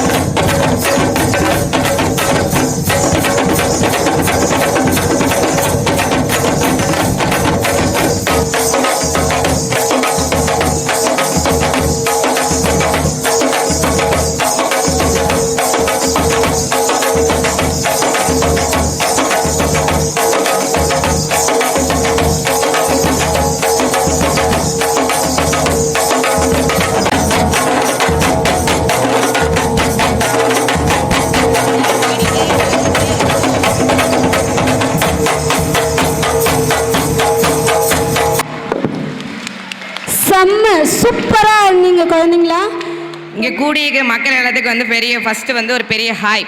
நம்ம வந்து இன்றைக்கி பார்க்க போகிறது என்னென்னா ஒரு பட்டிமன்றம். நான் இன்றைக்கி வந்து பட்டிமன்றம் கையில் எடுத்துக்க தலைப்பு, கையிலனா இது இல்லைங்க, டாப்பிக்கை சொன்னேன். கையில் எடுத்துக்க தலைப்பு என்னென்னு பார்த்தீங்கன்னா உணவே மருந்து உணவே விருந்து. ஒரு பக்கம் என்னென்னா பிரியாணி வாசனை அடிக்குது, ஒரு பக்கம் என்னென்னா பாவக்காய் சூப்பு வாசனை அடிக்குது, ஒரு பக்கம் என்ன இன்ஸ்டாவில் ஒருத்தர் ஃபுட்டி ரீல் பார்த்துட்ருக்கேன், இன்னொருத்தர் ஜிம் ரீல் பார்த்துட்ருக்கேன். இதெல்லாம் பார்க்காம பட்டிமன்றம் பார்த்தீங்கன்னா நாங்கள் ஹாப்பி, நீங்களும் ஹாப்பி. கருத்து சொல்ல வரது கரெக்டாக கேட்பாங்க. முதல்ல நம்ம வந்து என்னென்ன யார் எந்தெந்த தலைப்பில் என்ன பேச வராங்கன்னு முதல்ல கேட்போம். ஃபஸ்ட்டு வந்து நம்ம உணவே மருந்துன்ற தலைப்போட அணித்தலைவர் 2 பேரையும் இன்ட்ரடியூஸ் பண்ணி வச்சிடலாம். உணவே மருந்துன்ற தலைப்பில் வந்து யார் பேச வராங்கன்னா அணித்தலைவர் கார்முகில். இவங்களுக்கு கை தட்டலாமே. அடுத்து வந்து உணவே விருந்து. உணவே விருந்தோட அணித்தலைவர் வந்து யாருன்னு பார்த்தீங்கன்னா நம்ம செல்வன் அஸ்வின். அடுத்து அப்படியே அவங்க உணவே விருந்து, இவங்க உணவே மருந்து. உணவே விருந்தில் வந்து செல்வி ஸ்ருதி, செல்வி ஜெனிஃபர், கடைசி ஆனால் சும்மாலாம் கிடையாதுங்க செல்வி லோகேஸ்வரி. இந்த சைடு பார்த்தீங்கன்னா செல்வி தர்ஷனா, அடுத்து செல்வி ரக்ஷிதா. ஆனால் என்னங்க எல்லாம் மதியம் சாப்பிட்டீங்களா இல்லையா? கை தட்டுங்க நல்லா. அடுத்து செல்வி அனிகா. இப்போ வந்து நானே பேசிகிட்டு இருந்தா தம்பி உட்காருப்பா அப்படின்ற மாதிரி தோணும். நம்ம இவங்கள பேச விடுவோம். ஃபஸ்ட்டு நம்ம விருந்து உணவே மருந்துன்ற தலைப்பில் அனித்தவர் வந்து பேச வர்றாரு. அவரோட வச்சு நம்மளெல்லாம் மகிழ்விப்பார். பேச வர பார்ப்போம்.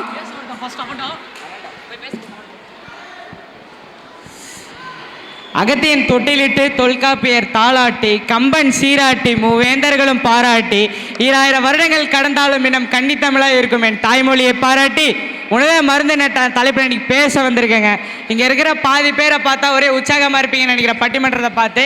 என் பேச்சை கேட்டு யாரும் தூங்க வேண்டாம், கொஞ்சம் முழிச்சுட்டு என் பேச்சு கேளுங்க, ஓகேங்களா?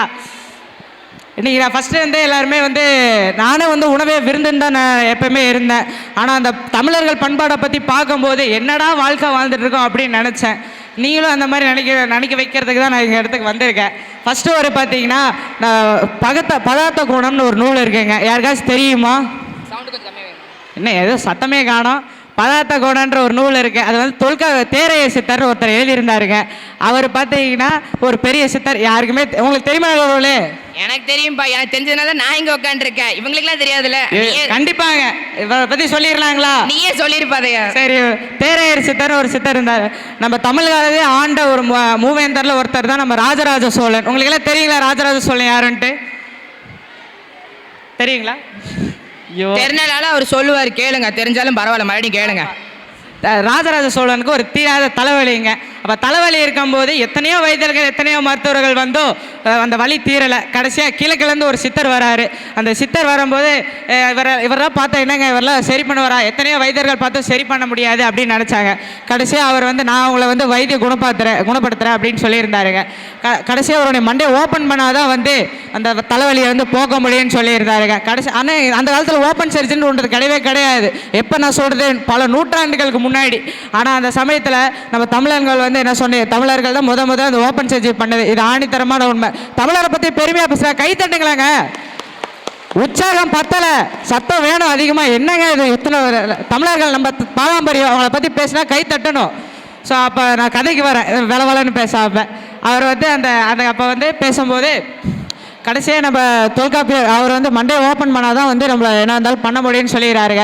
கடைசியாக மண்டையை ஓப்பன் பண்ணி பார்த்தா உள்ள ஒரு தேரை இருக்குது. நீங்களாம் நினைப்பீங்க எப்படா மூளைக்குள்ளே போய் தலை வந்து தேரை வந்து உட்காரும் அப்படின்னு நினைப்பீங்க. அந்த காலத்துலலாம் பார்த்தீங்கன்னா எல்லாம் இருக்கிற குளத்தெல்லாம் வந்து நம்மளை மாதிரி குளித்து அசுத்தம் பண்ண மாட்டாங்க. உட்காந்து அழகாக தியானம் பண்ணுவாங்க. சிவனுடைய பக்தர்களாக இருக்கட்டும் எல்லாருமே அந்த மாதிரி தியானம் பண்ணும்போது டாப்போல் அந்த தவளை குட்டி அதாவது காது மூலியமாக போய் மூளைக்கு போய் வளர்ந்துருச்சு. நீங்கள் நினைக்கலாம் சரி ஓகே தான் மண்டை ஓப்பன் பண்ணியாச்சு தேரை வந்துச்சு எடுத்து பிச்சு போட்டு போகலாமே நினச்சிங்கன்னா மூளையே கையோட வந்துடும். அவர் எவ்வளோ பெரிய மன்னர் அந்த இடத்துல பார்த்தீங்கன்னா மூளை இல்லாத முட்டை தான் சுற்றுற மாதிரி ஆகி போயிடும். ஸோ அதனால் ஒரு ஐடியா பண்ணுறாருங்க. 2 இளநீர் வாங்கிட்டு வர சொல்கிறாரு. 2 இளநீர் ஏன்னா இவர் வந்து இளநீ எது கேட்டான்னு தெரியல. ஆனால் எனக்கு ஒரு லெமன் டீ பட்டிமன்றம் முடிச்சுட்டு நம்ம வெளில டீ கடைக்கு போகலாம். ராஜா நமக்குள்ள சரி நம்ம எதில் விட்டேன் எனக்கு லெமன் டீ சொன்னேன். ஐயோ சரி நம்ம கதைக்கு வரலாம். கடைசியாக அந்த இடத்துல இளநீர் 2 வாங்கிட்டு வர சொல்கிறேன். வாங்கிட்டு வந்த உடனே அதை அழகாக சீவிட்டு அதில் இருக்கக்கூடிய தண்ணி செதறும் பார்த்தீங்களா, அதை போயிட்டு தேரமலைப்படும் போது அந்த ஒரு தேரையில் அந்த இனிப்பு சுவைக்கு நேராக வந்து எல்லையில் வந்து உட்காந்துருதுங்க. எவ்வளோ ஒரு அருமையாக நம்ம தமிழ் அந்த காலத்தில் அறிவாக யோசிச்சுக்கிறோம். எப்போ பல நூற்றாண்டுக்கு முன்னாடி என்னங்க நம்ம தமிழை பற்றி மறுபடியும் பேசுகிறா, கை தட்டுங்களேன், உற்சாகம் பத்தலைங்களே, கைத்தன்னா கட்டுங்க. இந்த இன்னொரு ஒரு தாங்க அந்த மாதிரி அந்த ஒரு சித்தர் சொல்லியிருக்காருங்க. சித்தர் சொன்னதில் வந்து பார்த்தீங்கன்னா அந்த நூலில் வந்து அவ்வளோ பெரிய சித்தர் சொல்லியிருக்காரு எந்தெந்த சமயத்தெல்லாம் சாப்பிட்ணும் அப்படின்ட்டு. நான் சாப்பாடு டைமிங் சொல்கிறேன், எல்லாம் நோட் பண்ணிக்கோங்க சரிங்களா, எல்லாம் நல்லா நோட் பண்ணிக்கோங்க. நான் டைமிங் சொல்கிறேன். இப்போ நீங்கள் காலை உணவு பார்த்தீங்கன்னா கரெக்டாக சூரிய உதயத்தை 1 மணி நேரத்துக்கு அப்புறம் சாப்பிடணும். இங்கே இருக்கிறவங்களுடைய குழந்தைகளாக இருக்கட்டும், யாராச்சும் அந்த 8 மணிக்கு தான் ஷார்ப்பாக எந்திரிக்கிறாங்கிறவங்களாம் கை தூக்குங்க. யாருமே 8 மணிக்கு எந்திரிக்கல, எல்லாமே 6 மணிக்கு எந்திரிச்சிருவாங்களா? 6 மணிக்கு எந்திரிச்சுவாங்களா? என்னங்க நானா 8 மணிக்கு தான் எந்திரிப்பேன். சரி கதைக்கு வருவோம். கரெக்டாக நீங்கள் பார்த்தீங்கன்னா சூரியன் உதயத்து 1 மணி நேரத்துக்குள்ளே நீங்கள் வந்து காலை உணவு சாப்பிட்ருக்கணும். 2வது வேலை பார்த்தீங்கன்னா சூரியன் உதயத்துலேருந்து 6 மணி நேரத்துக்குள்ளே நீங்கள் சாப்பிட்ருக்கணும். 3வது வேலை சூரியன் மறைந்து வெறும் 3 மணி நேரத்துக்குள்ளே சாப்பிட்ருக்கணும். அப்படி சாப்பிடலன்னா உயிரப்போகணும் நோய்கள்லாம் வரும்ட்டு இந்த நூலில் வந்து குறிப்பிட்டிருக்குது. மறுபடியும் தமிழை பற்றி சொல்கிறேன், கை தட்டலாமே. நெக்ஸ்ட்டு பார்த்தீங்கன்னா இந்த காலத்தில் ஸ்விக்கி ஜொமேட்டோலாம் இருக்குங்க.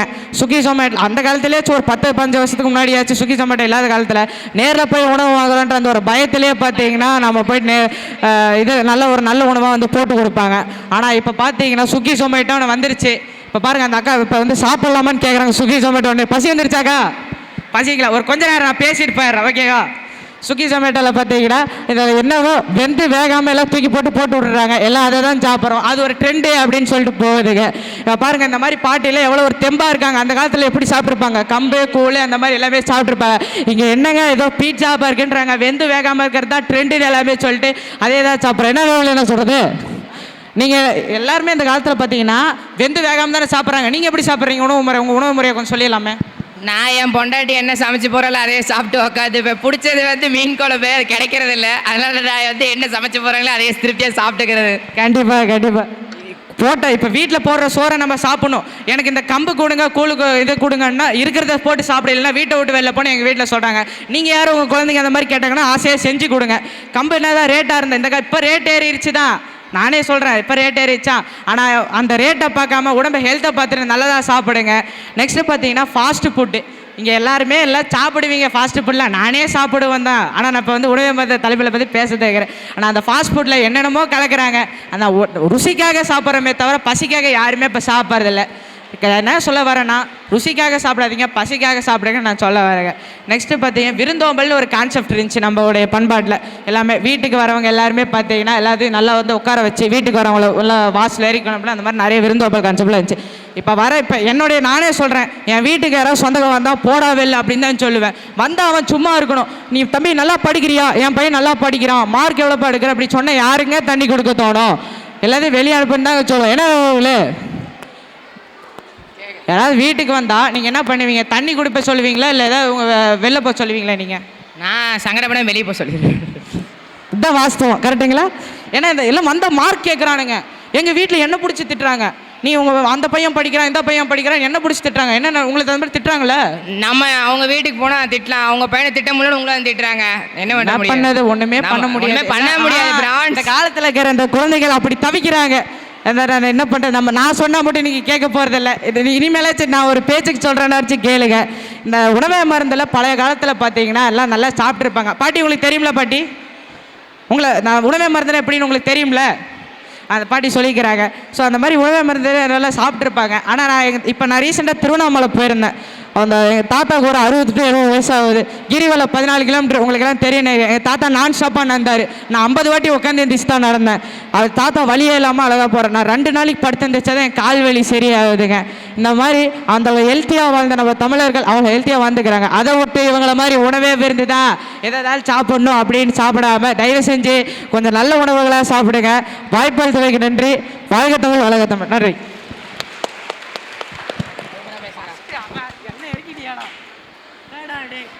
நம்ம வந்து கார்முகில் வந்து ரொம்ப அருமையாக பேசினார். இவர் பேசின வந்து சில பேர் மைண்ட் வாய்ஸ் தோணும். நானே என் வீட்டில் என் ஒய்ஃபை கூப்பிட்டாங்க தான் வந்து உக்காண்டிருக்கேன், நீ வேற என்னையா பண்ணுறடா சீக்கிரம் சாப்பிட போடையான்ற மாதிரி தான் இருக்கும். இப்போ வந்து நம்ம கார்முகில் பேசின பதிலடி கொடுக்க வர நம்ம அணித்தலைவர் அஸ்வின். அவையோர் அனைவருக்கும் வணக்கம். கூர்மையான பார்வை கொண்டது பருந்து, அது போவும் பறந்து. நான் பேச போகிற தலைப்போ உணவே விருந்து. உணவே மருந்துன்னு சொல்லி நம்ம வாழ்க்கையை ஒரு மருத்துவமனை ஆக்க வந்திருக்காங்க நம்ம எதிரணிய நண்பர்கள். அவங்களுக்கு ஒரு பதில் சொல்ல தான் நான் இங்கே வந்திருக்கேன். இப்போ ஏதாச்சும் ஒரு சுப நிகழ்ச்சி, ஏன் நம்ம கலை திருவிழாவே எடுத்துக்குவோமே, எடுத்தோடனே எங்கேயாச்சும் வேப்பஞ்சாறு கஷாயம் கொடுத்தாங்களா? கிடையாதுங்க. வெல்கம் ட்ரிங்க் மாசா தாங்க கொடுத்தாங்க. ஏன் போன வாரம் நடுவர் கூட ஒரு ஃபங்க்ஷன் வச்சுருந்தாரு, அதில் கூட வெல்கம் ட்ரிங்க் தானே கொடுத்தீங்க நடுவர்? ஆமாங்க. ஆமாம், கேட்க மருந்து நல்லா இருந்துச்சா? நல்லா இருந்துச்சு நடுவரே, கொஞ்சம் சக்கரை கம்மியாக இருந்துச்சு. கொடுக்கறதே பெருசு, குடிச்சது அமைதியா போடா. இப்போ நீங்களாம் நினைக்கலாம் விருந்து இன்னைக்கு வந்திருக்குன்னு. கிடையவே கிடையாதுங்க. விருந்துன்றது தொன்மையான காலகட்டத்திலேருந்தே இருக்குது. அதுக்கு ஒரு உதாரணம் சொல்லணுமா? ஃபார் எக்ஸாம்பிள், இப்போ திருக்குறள், உலகம் இருக்க பல மொழிகளில் மொழிபெயர்க்கப்பட்ட திருக்குறளில் விருந்தோம்பலை 9வது அதிகாரத்தில் குறிப்பிட்டு மருந்துன்றதை 95வது அதிகாரத்தில் தான் குறிப்பிட்டிருக்காரு திருவள்ளுவர். நம்மளுக்கு இயற்கை 6 சுவை தந்தது எதுக்குங்க? வெறும் கசப்பு புளிப்பு சாப்பிட்டு நாக்கை கெடுக்கிறதுக்கா? கிடையாதுங்க. இனிப்பு காரம் எல்லாம் வகை வகையாக ருசிச்சு ரசித்து சாப்பிடணுங்க. இப்போ இருக்கிறதுலையே நிறைய பேருக்கு இருக்கிற இந்த ஸ்ட்ரெஸ், மன அழுத்தம் தாங்க. நடுவில் உங்களுக்கு இருக்கா மன அழுத்தம்? ரொம்ப நிறைய இருக்குதுங்க. நிறைய பேர் வாழ்க்கையில் வந்து மன அழுத்தன்றது தொலையாக இருக்குது. அதுக்கு வந்து எதாவது மருந்து இருந்தால் நீங்களே சொல்லிடுங்க. அதாங்க, இயற்கையான எந்த மருந்தும் இல்லைங்க. ஆனால் உங்களுக்கு பிடிச்ச உணவை சாப்பிட்டீங்கன்னா அந்த ஸ்மெல்லே உங்கள் மூளையில் இருக்கிற டோபமைன் ஹார்மோனை சுரக்க செய்து உங்களுக்கு மன அழுத்தத்தை குறைக்குமாங்க. இது சயின்டிஃபிக்காக ப்ரூவ் பண்ணப்பட்டிருக்குங்க. சரி, இவ்வளோ பெருசாக உணவே மருந்துன்னு பேசிட்டு போனது நம்ம எதிரணி தலைவர் நண்பர் கார்முகில். அவர் உணவே மருந்துன்னு சொன்னார். அதை கடைப்பிடிச்சிருந்தாவோ, ஏன் ஒரு கேரட் டெய்லி சாப்பிட்டுருந்தாவோ இந்நேரம் கண்ணாடி போட்டிருப்பாராங்க? கிடையாதுங்க. என்னதான் கை தட்டலாமே. என்னதான் நம்ம உணவே மருந்துன்னு சொன்னாலும் நம்ம வாய்க்குள்ளே இருக்கிற அந்த நாக்குக்கு தேக்கிறது ருசி தாங்க. அதனால் நான் என்ன சொல்ல வரேன்னா, சாம்பாரில் போடுறதோ பருப்பு, காகத்தின் நிறமோ கருப்பு, காலில் போடுவதோ செருப்பு, உணவு தாங்க என்றைக்குமே சிறப்பு. இப்போ இருக்கிறதுலையே நான் வந்து 7 நாளும் உனக்கு பிடிச்ச உணவை சாப்பிடாம மருந்தாக சாப்பிட்டுட்டு 80 வயசு வரைக்கும் வாழ போறியா? இல்லை 6 நாள் உனக்கு பிடிச்ச சாப்பிட்டுக்கோ, ஒரு நாள் மருந்து சாப்பிட்டு 60 வயசு வரைக்கும் நிம்மதியாக வாழ போறியான்னு கேட்டால் உங்களில் பெரும்பாலானவங்க முடிவெடுக்கிறது எதுங்க? 60 வயசு வரைக்கும் நான் நிம்மதியாக வாழ்ந்துட்டு போயிடுறேன் தானே. அதாங்க விருந்துன்றது தான் எப்பயுமே பெஸ்ட்டுன்னு நான் சொல்ல வரேன். நடுவரே, மதுரைக்கு போயிருக்கீங்களா?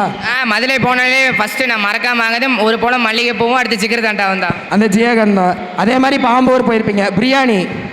அடுத்த பட்டிமன்றம் பிரியாணிக்காக இல்லைங்க, அடுத்த பட்டிமன்றம் வந்து ஆம்பூரில் வைக்கிறோம். கண்டிப்பாக வைக்கிறோம் நடுவர். அந்த மாதிரி ஒவ்வொரு ஊருக்கு ஒவ்வொரு ஸ்பெஷாலிட்டி இருக்குங்க. எங்கேயாச்சும் கஷாயம் வேப்பஞ்சாறு ஸ்பெஷாலிட்டியாக இருக்கா? கிடையவே கிடையாதுங்க. இப்போ எதிரணி நண்பர்களை கேட்டால் உணவு மருந்துக்கு ஃபஸ்ட்டு என்ன கண்டுபிடிக்கணும்னு கேட்குறா. வேப்பங்குச்சியில் பல் வளர்க்குங்கன்னு சொல்கிறாங்க. எங்கேயாச்சும் வேப்ப மரத்தை பார்க்க முடியுதாங்க? அவங்கள ஃபஸ்ட்டு வேப்ப மரத்தை வளர்க்க சொல்லுங்கள், அதுக்கடுத்து நாங்கள் வேப்பங்குச்சியில் பல் வளர்க்குறோம். இறுதியாக ஒன்று சொல்ல வர நடுவர், நம்ம சாப்பிட்றதுக்காக வாழல, வாழ்கிறதுக்காக தான் சாப்பிட்றோம். அப்படிப்பட்ட சிறிய உணவு கூட நம்மளுக்கு பிடிச்ச மாதிரி சாப்பிட்டு மன ஆரோக்கியத்தோடு இருக்கணும். கடைசியாக ஒரு கருத்து சொல்ல விடுவேன் நடுவர், தலையை சீவ தேவை சீப்பு, சாப்பாடில் ஓடுவாங்க உப்பு, உணவே மருந்துன்னு சொன்னீங்கன்னா அதான் நடுவரே தப்பு. நம்ம அஸ்வின் வந்து பெரிய எஸ்டிஆர் ஃபேனாக இருப்பார் போல். டைலாக்லாம் சும்மா தெரிக்க சொன்னார். அது தெரிக்கிறது வந்து கொஞ்சம் ஆஃப் பண்ணுறதுக்கு அடுத்து தக்ஷனா பேச வராங்க, அவங்க ஒரே வந்து கேட்போம். வணக்கம். நான் இன்னைக்கு பேச போகிற தலைப்பு உணவே மருந்து. உணவே மருந்து அப்படின்னா உணவில் இருக்க மருந்தை குறைக்குது. ஆனால் இப்போ மருந்தே உணவுன்னு மாறிடுச்சு. தலை வலிச்சா ஒரு மாத்திரை, வயிறு வலிச்சா ஒரு மாத்திரை, பிபி வந்தால் ஒரு மாத்திரை, சுகர் வந்தால் ஒரு மாத்திரைன்னு எதுக்கு எடுத்தாலும் மாத்திரையாக சாப்பிட ஆரம்பிச்சிட்டோம். அதுக்கான மருந்தும் நம்மக்கிட்டே இருக்குது. அது என்னென்னு பார்க்கலாமா? கம்பு உடம்புக்கு தெம்பு, சாமை சாப்பிட்டால் ஆமை வயது, திணை இதயத்திற்கு துணை, கேழ்வரகு சாப்பிட்டால் சக்கரை நோயே வராது, குதிரைவாலி சாப்பிட்டால் குதிரை பலம் கிடைக்கும், சோளம் சாப்பிட்டால் சோம்பல் நீங்கும், திணை இதயத்திற்கு துணைன்னு நிறைய உணவுகள் மருந்தாக இருக்குது. அப்புறம் எதுக்கு எல்லாரும் கெமிக்கல்ஸ் கலக்கிற உணவு பக்கம் போகிறீங்க? இப்போ இருக்கிற தலைமுறையில் கிடைக்கிற எல்லா உணவுமே சாப்பிட்ற எல்லாத்துக்குமே வந்து நோய்கள் தான் வருது. ஆனால் நம்ம பாரம்பரிய உணவுகளை சாப்பிட்ற யாருக்குமே நோய்களே வந்தது இல்லையே. நோய்கள் தீர தானே செய்யும், அதை சாப்பிட்லாமே. ஏன் எல்லோரும் ஜங்க் ஃபுட் சாப்பிட்டு ஹாஸ்பிட்டல் டாக்டர்னு அலையணும்? இதெல்லாம் சாப்பிட்டாலே போதும்.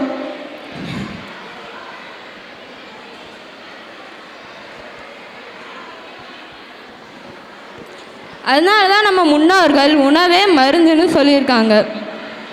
உணவே மருந்து அப்படின்னா உணவு தானே. அப்போ அதில் இருக்க மருந்தை எல்லாருமே பார்க்கணும். ஆனால் யாருமே மருந்தை பார்க்கறது இல்லை, டேஸ்ட்டுக்காக தான் சாப்பிட்றாங்க. ஆனால் இப்போ இருக்க ஜெனரேஷனில் உணவு மனசுக்கு பிடிச்ச மாதிரி நாக்குக்கு ருசியாக இருக்கிற உணவு தான் விருந்துன்னு நினைக்கிறாங்க. ஆனால் அது உண்மையாலுமே அது விருந்து கிடையாதுங்க, நம்ம உடலை பாதிக்கக்கூடியது தான் அது. அதனால தான் உண்மையான ஆரோக்கியம் தர உணவு தான் உண்மையான விருந்துன்னு நம்ம எல்லாருமே உணரணும். அம்மா கையால் அறுசுவையான உணவு சமைச்சு சாப்பிடும் போது அவ்வளவு ருசியாக இருக்கும். அதெல்லாம் விட்டுட்டு எதுக்கு சொமேட்டோ ஸ்விக்கின்னு ஆர்டர் பண்ணி பீட்சா பர்கர்னு ஆகாத உணவுகளை சாப்பிட்றாங்க. அதில் டேஸ்ட்டுக்காக சாக்ரீம் அது இதுன்னு நிறைய கலக்கிறாங்க. அதெல்லாம் சாப்பிட்டா நோய் வராமல் என்ன வரும்? இதனால தான் நம்ம முன்னோர்கள் உணவே மருந்துன்னு சொல்கிறாங்க. இது எல்லாருமே உணரணும். இனி வர தலைமுறையாவது நல்லா ஆரோக்கியமாக வாழணும்னு நான் கேட்டுக்கிறேன்.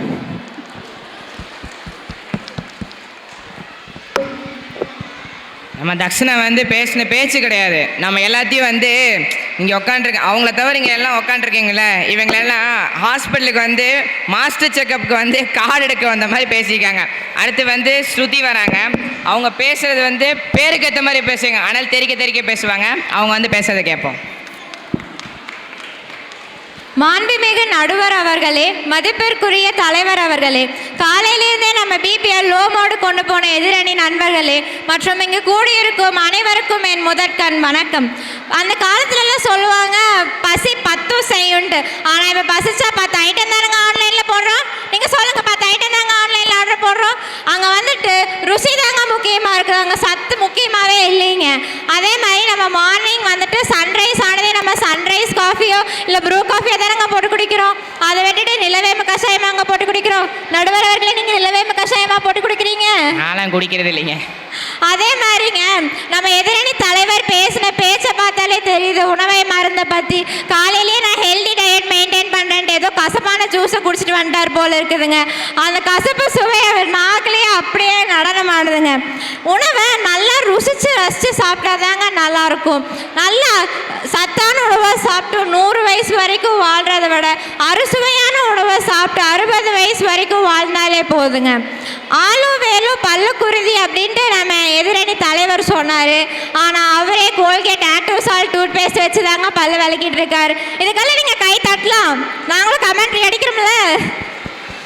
அதே மாதிரிங்க நாங்கள்லாம் பட்டிமன்றத்துக்கு வேண்டி ஒரு டைம் வந்து சிங்கப்பூர் போனோம். நாங்கள் நடுவர் அவர்கள் அப்புறம் எங்களோட அணி குழுவினர் எல்லாம் சேர்ந்து சிங்கப்பூர் போனோம்.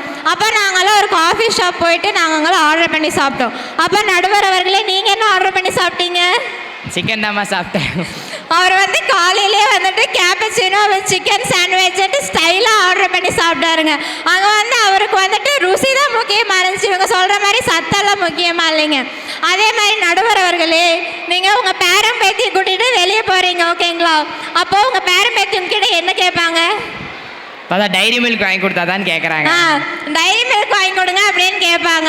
அதுலேயே எனக்கு சில்க்கு தான் வாங்கி கொடுங்கன்னு சொல்கிற கூட்டமே இருக்குதுங்க இப்போ.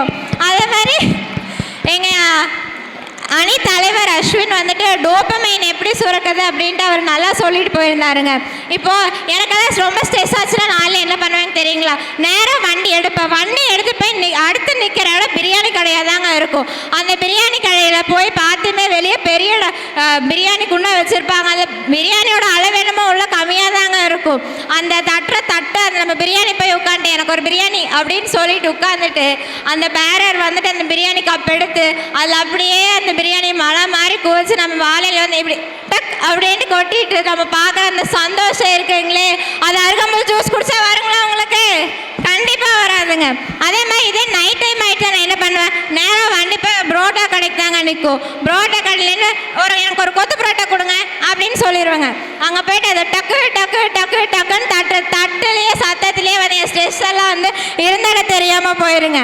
அப்புறம் நீங்கள் வாரத்தில் எந்த நாள் கண்டிப்பாக வரணும்னு நீங்கள் நினைப்பீங்க சொல்லுங்கள்? நீங்கள் ஞாயிற்றுக்கிழமை. நடுவர் அவர்களே, நீங்கள் எந்த கிழமை வரணும்னு ரொம்ப எதிர்பார்ப்பீங்க? எல்லா பசங்களும் எதிர்பார்க்குறதாங்க ஞாயிற்றுக்கிழமை அன்றைக்கி ஒரு நாள் தாங்க லீவு. அதுதாங்க ஞாயிற்றுக்கிழமை அன்னைக்கு நம்ம என்ன நினைப்போம், நல்ல நான்வெஜ் ஒரு கட்டு கட்டணும் அப்படி தானேங்க நினைப்போம். அப்போ போயிட்டு ரெஸ்டாரண்ட் போயிட்டு மட்டன் பிரியாணி, மட்டன் வறுவல், மட்டன் சுக்கா, சிக்கன் 65 இப்படி வகை வகையாக ரகரகமாக பிளேட்டில் அடுக்கி வச்சு சாப்பிட்டா தாங்க நல்லாயிருக்கும். அதை விட்டுட்டு எனக்கு முடக்கத்தான் ரசம் கொடுங்க, நெல்லிக்காய் துவையல் கொடுங்கன்னு கேட்டால் கரெக்டாக இருக்குமா? நடுவர் அவர்களே, நீங்கள் அதான் நடுவர் அவர்களே ஞாயிற்றுக்கிழமை போய் வாங்கி சாப்பிடுவீங்க முடக்கத்தான் ரசமும் நெல்லிக்காய் துவையலும்? அப்பெல்லாம் சாப்பிட மாட்டேன். யாருங்க இந்த காலத்தில் அதெல்லாம் சாப்பிட்றா? சாப்பிட்டா நீங்களே ஏன் இங்கே உட்காந்துருப்பாங்க, நம்மளாம் இங்கே உட்காந்து இந்த டாபிக் எடுத்து பேச போகிறோம். ஆமாங்க. அதே மாதிரி இதே நம்ம வந்துட்டு சாயந்தரம் வீட்டில் இருக்கோம், இல்லை வந்து வெளியே போயிட்டுருக்கோன்னு வச்சுப்போங்க ஒரு காரில். அப்போ வந்துட்டு நல்லா மழை பெய்யுது, அப்போ பேக்கரி இருக்குதுங்க. அப்போ நம்ம வந்து பேக்கரி கிட்ட போகிறப்பவே வந்துட்டு அந்த பஜ்ஜி வந்துட்டு அந்த நல்ல பெரிய சட்டியில் வந்துட்டு எண்ணெய் நல்லா கொதிச்சுட்டு இருக்குங்க. அந்த வாழைக்காய் அப்படியே வந்துட்டு அந்த பஜ்ஜி மாவில் முக்கி உள்ளே போட்டு அப்படியே பொரிச்சு, அப்படியே அந்த உருளைக்கிழங்கு போண்டாவை உள்ளே போட்டு பொரிச்சு அப்படியே ஒரு டீ கூட வச்சு சாப்பிட்டா இருக்குங்களே அந்த டேஸ்ட்டு வேறு எதுலேயுமே இல்லை. நீங்களும் அதில் தாங்க சாப்பிடுவீங்க மழை பெஞ்சா? கண்டிப்பாக அப்படி தான் சாப்பிடுவீங்க நினைக்கிறது. கை தட்டலாங்க நீங்கள் எல்லாரும், நீங்கள் அப்படி தானே சாப்பிட்றீங்க நீங்கள் எல்லாரும். அதே மாதிரி நடுவர் அவர்களே, எங்கள் அணிதா ஜெயிக்கும் அப்படின்னு நாங்கள் சொல்கிறோம். ஏன் தெரியுமாங்க நடுவர் அவர்களே? அதுக்கும் நீங்களே எதாவது சொல்லுவீங்களே, நான் எதாவது சொன்னால் தப்பாயிரம், நீங்களே சொல்லுங்கள். ஏன் நான் சொல்கிறேன்னாங்க, இப்போது எங்கள் அணியும் எதிரணியும் ஒரே மேஜையில் உட்காந்து சாப்பிட்ருக்குறோன்னு வச்சுப்போங்க. அவங்களுக்கு எங்களோட உணவை பார்த்தா தாங்க எச்சி ஊறும், மற்ற அவங்க வச்சிருக்க உணவை பார்த்தாலே எச்சி ஊறாது. இப்போ நான் சொன்னதுலே எவ்வளோ பேர்த்துக்கு இங்கே எச்சி ஊர் இருக்குதுன்னு தெரியாதுங்க. அதனால எங்கள் உணவை சாப்பிட்டா தாங்க எச்சி ஊறும். எனவே இந்த வாய்ப்பினை அளித்த இந்த அவைக்கு நன்றி கூறி என் உரையை முடித்துக்கொள்கிறேன். நன்றி, வணக்கம்.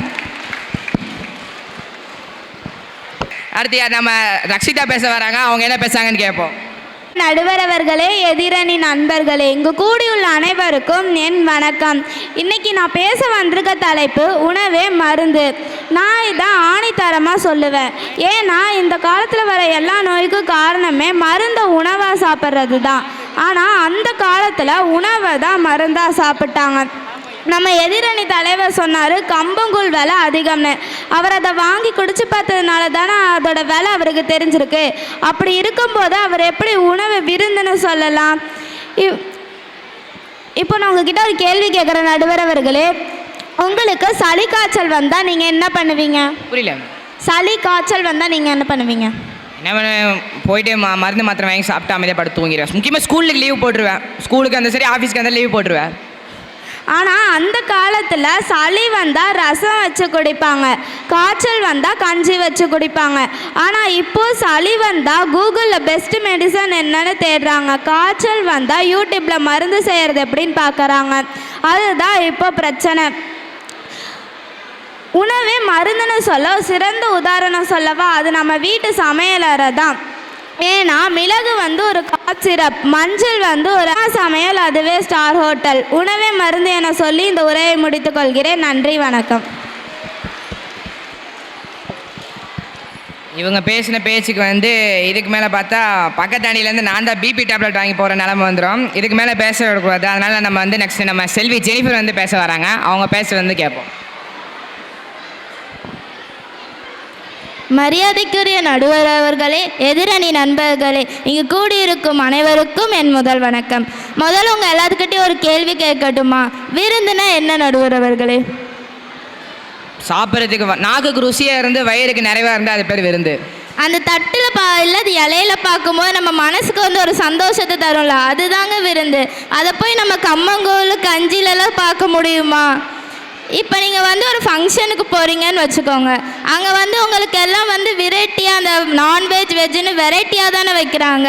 இல்லை கம்மங்கூழ் கஞ்சின்னு இந்த மாதிரி உணவே மருந்துன்னு சொல்லியா வச்சாங்க. அப்படி வச்சா நீங்களே சாப்பிடுவீங்களா நடுவர் அவர்களே? ஏன் நீங்களே சாப்பிடுவீங்களா? எல்லோரும் சொல்லுங்களேன். அவங்களாம் சாப்பிட்டு இருந்தாங்கன்னா எங்கேயாமல் உக்காந்துட்டு இருக்க போகிறாங்க, நீங்கள் பேச ஆரம்பிங்கம்மா. அதனால் உணவே விருந்துன்னு சொல்கிறேங்க. இப்போ வந்து ஒரு கல்யாணத்துக்கு பொண்ணு பார்க்க போகிறோம். ஃபஸ்ட்டு பொண்ணையாங்க காமிக்கிறாங்க, அதுக்கு முன்னாடி அவங்க உட்கார வச்சு ஸ்நாக்ஸ் அந்த மாதிரி எதாவது கொடுத்துட்டு தானேங்க பொண்ணையே காமிக்கிறாங்க. அப்படி இருக்கும்போது உணவை வந்து விருந்தாக தானே ஃபஸ்ட்டு பார்க்குறாங்க. இல்லை ஃபஸ்ட்டு அங்கே ஸ்நாக்ஸுக்கு பதிலாக அங்கே கஞ்சி அந்த மாதிரி மோர் அந்த மாதிரியா கொடுக்குறாங்க. அப்படி இருக்கும்போது எந்த இடத்துக்கு போனாலும் உணவை வந்து விருந்து மாதிரி தானே கொடுக்குறாங்க. இப்போ வந்து உணவை வந்து மருந்து மாதிரி கொடுத்தா யாருமே சாப்பிட்றது இல்லைங்க. ஒரு விருந்து மாதிரி கொடுத்தா தாங்க சாப்பிடுவாங்க. இப்போ வந்து பிரியாணி சொல்கிறாங்கல்ல, அதில் வந்து எது சீரகம் இதெல்லாம் நல்லதுன்னு சொல்கிறாங்க. அதெல்லாம் சேர்த்து போட்டு சாப்பிட்டா மட்டும் ஏங்க கெட்டதாக இருக்குது? அது எல்லாத்தையும் நாங்கள் நல்லபடியாக சேர்த்து தானே சாப்பிட்றோம். அப்போ அதுவும் நல்லதாக தானே, மருந்து மாதிரி தானே சாப்பிட்றோம். அதுக்கப்புறம் வந்து மருந்துங்கிறது நோய்க்கானது, அது வந்து விருந்துங்கிறது நம்ம வாழ்க்கைக்கானதுன்னு சொல்லி எனது உரையை முடித்துக்கொள்கிறேன். நன்றி.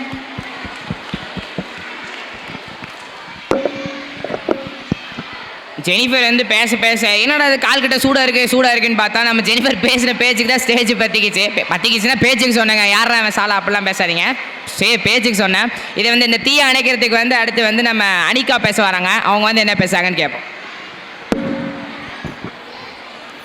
இங்கு கூடியுள்ள அனைவருக்கும் வணக்கம். இன்று நான் பேசும் தலைப்பு உணவே மருந்து. உணவே மருந்து என்பது பழமொழி, மருந்தே உணவு என்பது புதுமொழி. நோயற்ற வாழ்வே குறையற்ற செல்வம். ஆம், உடல் ஆரோக்கியம்தான் மற்ற எல்லா செல்வங்களை விட சிறந்தது. நம் திருவள்ளுவர் சொன்னது மாதிரி மருந்தன வேண்டாவாம் யாக்கைக்கு அருந்தது ஆற்றது போற்றுவின். அதாவது ஒருவன்தான் உண்ட உணவு செரிமானம் ஆகிவிட்டதா என்பதை அறிந்து அடுத்த வேளை உணவு சாப்பிட்டா அவனுக்கு மருந்துங்கிறது ஒன்று தேவையில்லை. சரி, அப்படின்னா நம்ம சாப்பிடும் உணவு எப்படி இருக்கணும் சொல்லுங்க. அதான் முன்னாடியே சொன்ன மாதிரி தான், சாப்பிட்டா வயிறுக்கு நிறைவா இருக்கணும்.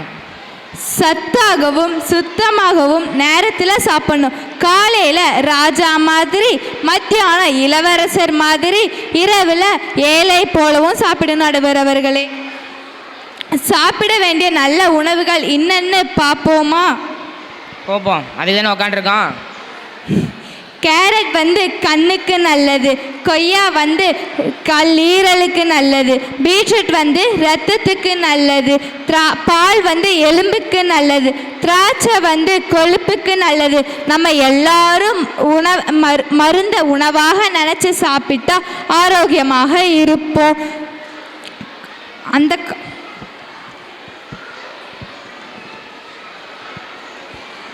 உடம்புக்கு நல்ல சக்தி தரக்கூடிய எத்தனையோ உணவு இருக்கும்போது நம்ம உடம்புக்கு கெட தரக்கூடிய உணவு மட்டும்தான் நம்ம எதிராளிக்கு பிடிக்குது போல இருக்குது. கூலாக இருந்தாலும் குளிச்சுட்டு குடிக்கணும்னு நம்ம பெரியவங்க சொல்லியிருக்காங்க. ஆனால் இப்போ நம்ம காலையில் எந்திரிச்ச உடனே பெட் காஃபி கேட்குறாங்க. அது பெட் காஃபி இல்லை நடுவர் அவர்களே, அது பேட் காஃபி. அந்த காலத்தில் எந்திரிச்ச உடனே ஆலங்குச்சியில் பல்ல விளக்கிட்டு பழைய கஞ்சியில் பச்சை வெங்காயத்தை போட்டு அரங்கரையாக குடிச்சிட்டு ஏரோட்ட போனாங்க. இன்றைக்கி coffee, tea, boost, Horlicks, Bournvita எல்லாம் குளிச்சுட்டு ஜிம்முக்கு போகிறாங்க. அந்த காலத்தில்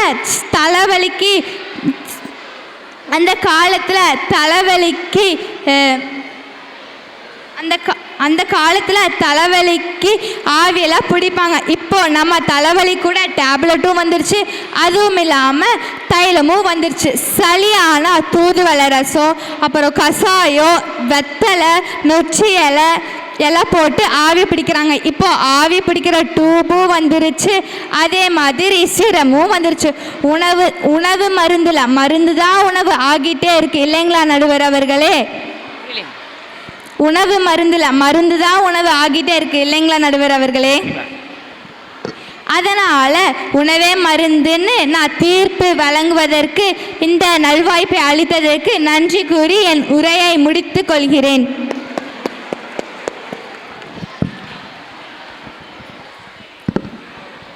கிட்டத்தட்ட நம்ம வந்து பட்டிமன்ற முடிவு வந்தாச்சு. இப்போ வந்து கடைசியாக வந்து பேச வராங்க. நான் முன்னாடி சொன்ன மாதிரி தான் கடைசியாக வராங்க, ஆனால் சும்மாலாம் கிடையாதுங்க. இப்போ வந்து லோகேஸ்வரி பேச வராங்க. அவங்க பேசுறது வந்து நம்ம கேட்போம்.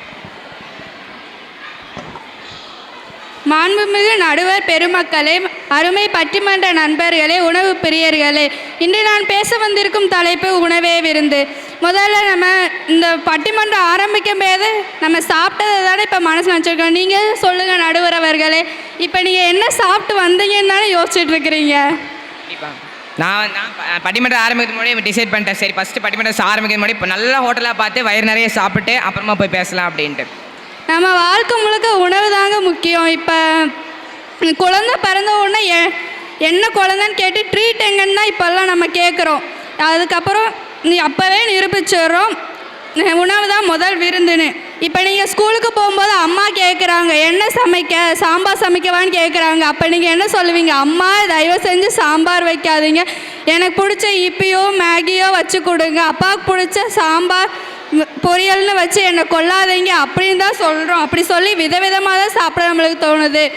அடுத்து திருமணத்துக்கு போனால் இப்போ மாப்பிள்ளை யார் பொண்ணு யாருலாம் கேட்குறதில்ல, இந்த சாப்பாடு நல்லா இருக்கா, எத்தனை வகையான சாப்பாடு அப்படின்னு தான் கேட்குறோம். இப்போ சாப்பாடு நல்லா இருந்துச்சு, பிரியாணி நல்லா இருந்துச்சுன்னா மணமக்கள் பொறுத்த சூப்பர்னு சொல்லுவாங்க. அதுவே சாப்பாடு நல்லா இல்லைன்னா என்ன கல்யாணம் நடத்துனாங்களோ நல்லாவே இல்லை அப்படின்னு தான் சொல்லுவாங்க. இப்போ நீங்கள் கொரோனா காலத்தை நினச்சி பாருங்கள். அப்போ நம்ம வீட்டுக்குள்ளேயே இருந்தாலும் ஒரே ஆறுதல் என்ன, சாப்பாடு தானே. அந்த சாப்பாடு நல்லா இருந்து தானே நம்ம நேரத்தை போக்கணும். நல்லா ருசியாக நேரம் நல்லா சமைச்சு தானே சாப்பிட்டுட்டு இருந்தோம். அதனால் தான் சொல்கிறேன் நண்பர்களே, உணவில்லாமல் சந்தோஷம் இல்லை, சண்டை இல்லாத சமாதானம் இல்லை. எனவே இத்துடன் என் முறையை முடித்துக்கொள்கிறேன். நன்றி, வணக்கம்.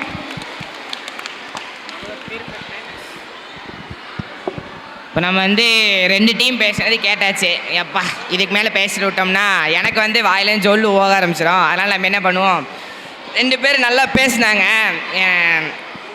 ஒரு பக்கம் என்னென்னா, தம்பி இங்கே வேறு நீ மருந்து சாப்பிட்டீங்கன்னா வயிறு நாக்கு நல்லா இருக்காது, ஆனால் உடம்புக்கு ரொம்ப முக்கியம், மருந்து சாப்பிடு அப்படிங்கிறாங்க. ஒரு பக்கம் என்ன, அப்படிலாம் கிடையாது, நீ விருந்து சாப்பிட்றது இருக்கிறது ஒரு வாழ்க்கை, சாப்பிட்டு நல்லா சந்தோஷமாக இருன்னு சொல்கிறாங்க. இவங்க பேசின இப்போ ஓரியாட்டம்லாம் இப்போ கேட்டாச்சு. கடைசியில் இப்போ என்னதான் இருந்தாலும் நான் தானே தீர்ப்பு சொல்லணும். இப்போ இவ்வளோ நேரம் இவங்க பேசுனாங்க, இனி நான் பேசுகிறேன். இப்போ திருவள்ளுவர் முன்னாடியே சொன்னார், உண்டதும் செமித்ததும் உண்டதும் அறிந்து சாப்பிட்டா மனுஷனுக்கு நோய் நொடியே வராது. அதை இந்த பட்டிமன்றம் அழகாக சொல்லியிருப்பாங்க. யாராக புரிஞ்சிருக்கும்னு நினைக்கிறேன். புரிஞ்சவங்க இவனை புரிஞ்சவங்க இவ்வளோ நேரம் உட்காந்துருப்பீங்கன்னு நினைக்கிறேன். ஸோ இப்போ என்ன சொல்ல வரேன்னா, ஒன்றும் இல்லைங்க, உங்களுக்கு நம்ம மருந்து எடுத்துக்கணும், அது நம்ம வயிறுக்கு நிறையணும், அதே மாதிரி நாக்குக்கு ருசியாக இருக்கணும். ஆக மொத்தத்தில் ஒரு சைடு மருந்தும் முக்கியம், இன்னொரு சைடு விருந்தும் முக்கியம் இப்படின்னு சொல்லி எங்கள் பட்டிமன்றத்தை நாங்கள் முடிச்சுக்கிறோம். இவ்வளோ நேரம் எங்கள் பட்டிமன்றம் உட்காந்து கேட்டதே பெருசுங்க. ஸ்கூலில் ரிஹர்சல் பண்ண கூட யாரும் கேட்கல, நீங்கள் கேட்டது ரொம்ப பெருசு. அதுக்கு நாங்கள்லாம் தான் கை தட்ட உங்களுக்கு. இவ்வளோ நேரம் கேட்டதுக்கு தேங்க்ஸுங்க. போயிட்டு வரோம். அடுத்த பட்டிமன்றத்தில் சிங்கப்பூர் இல்லை ஆம்பூரில் வச்சோம்னா உங்களெல்லாம் கூப்பிட்றோம். கண்டிப்பாக கூப்பிட்றோம். பாய்.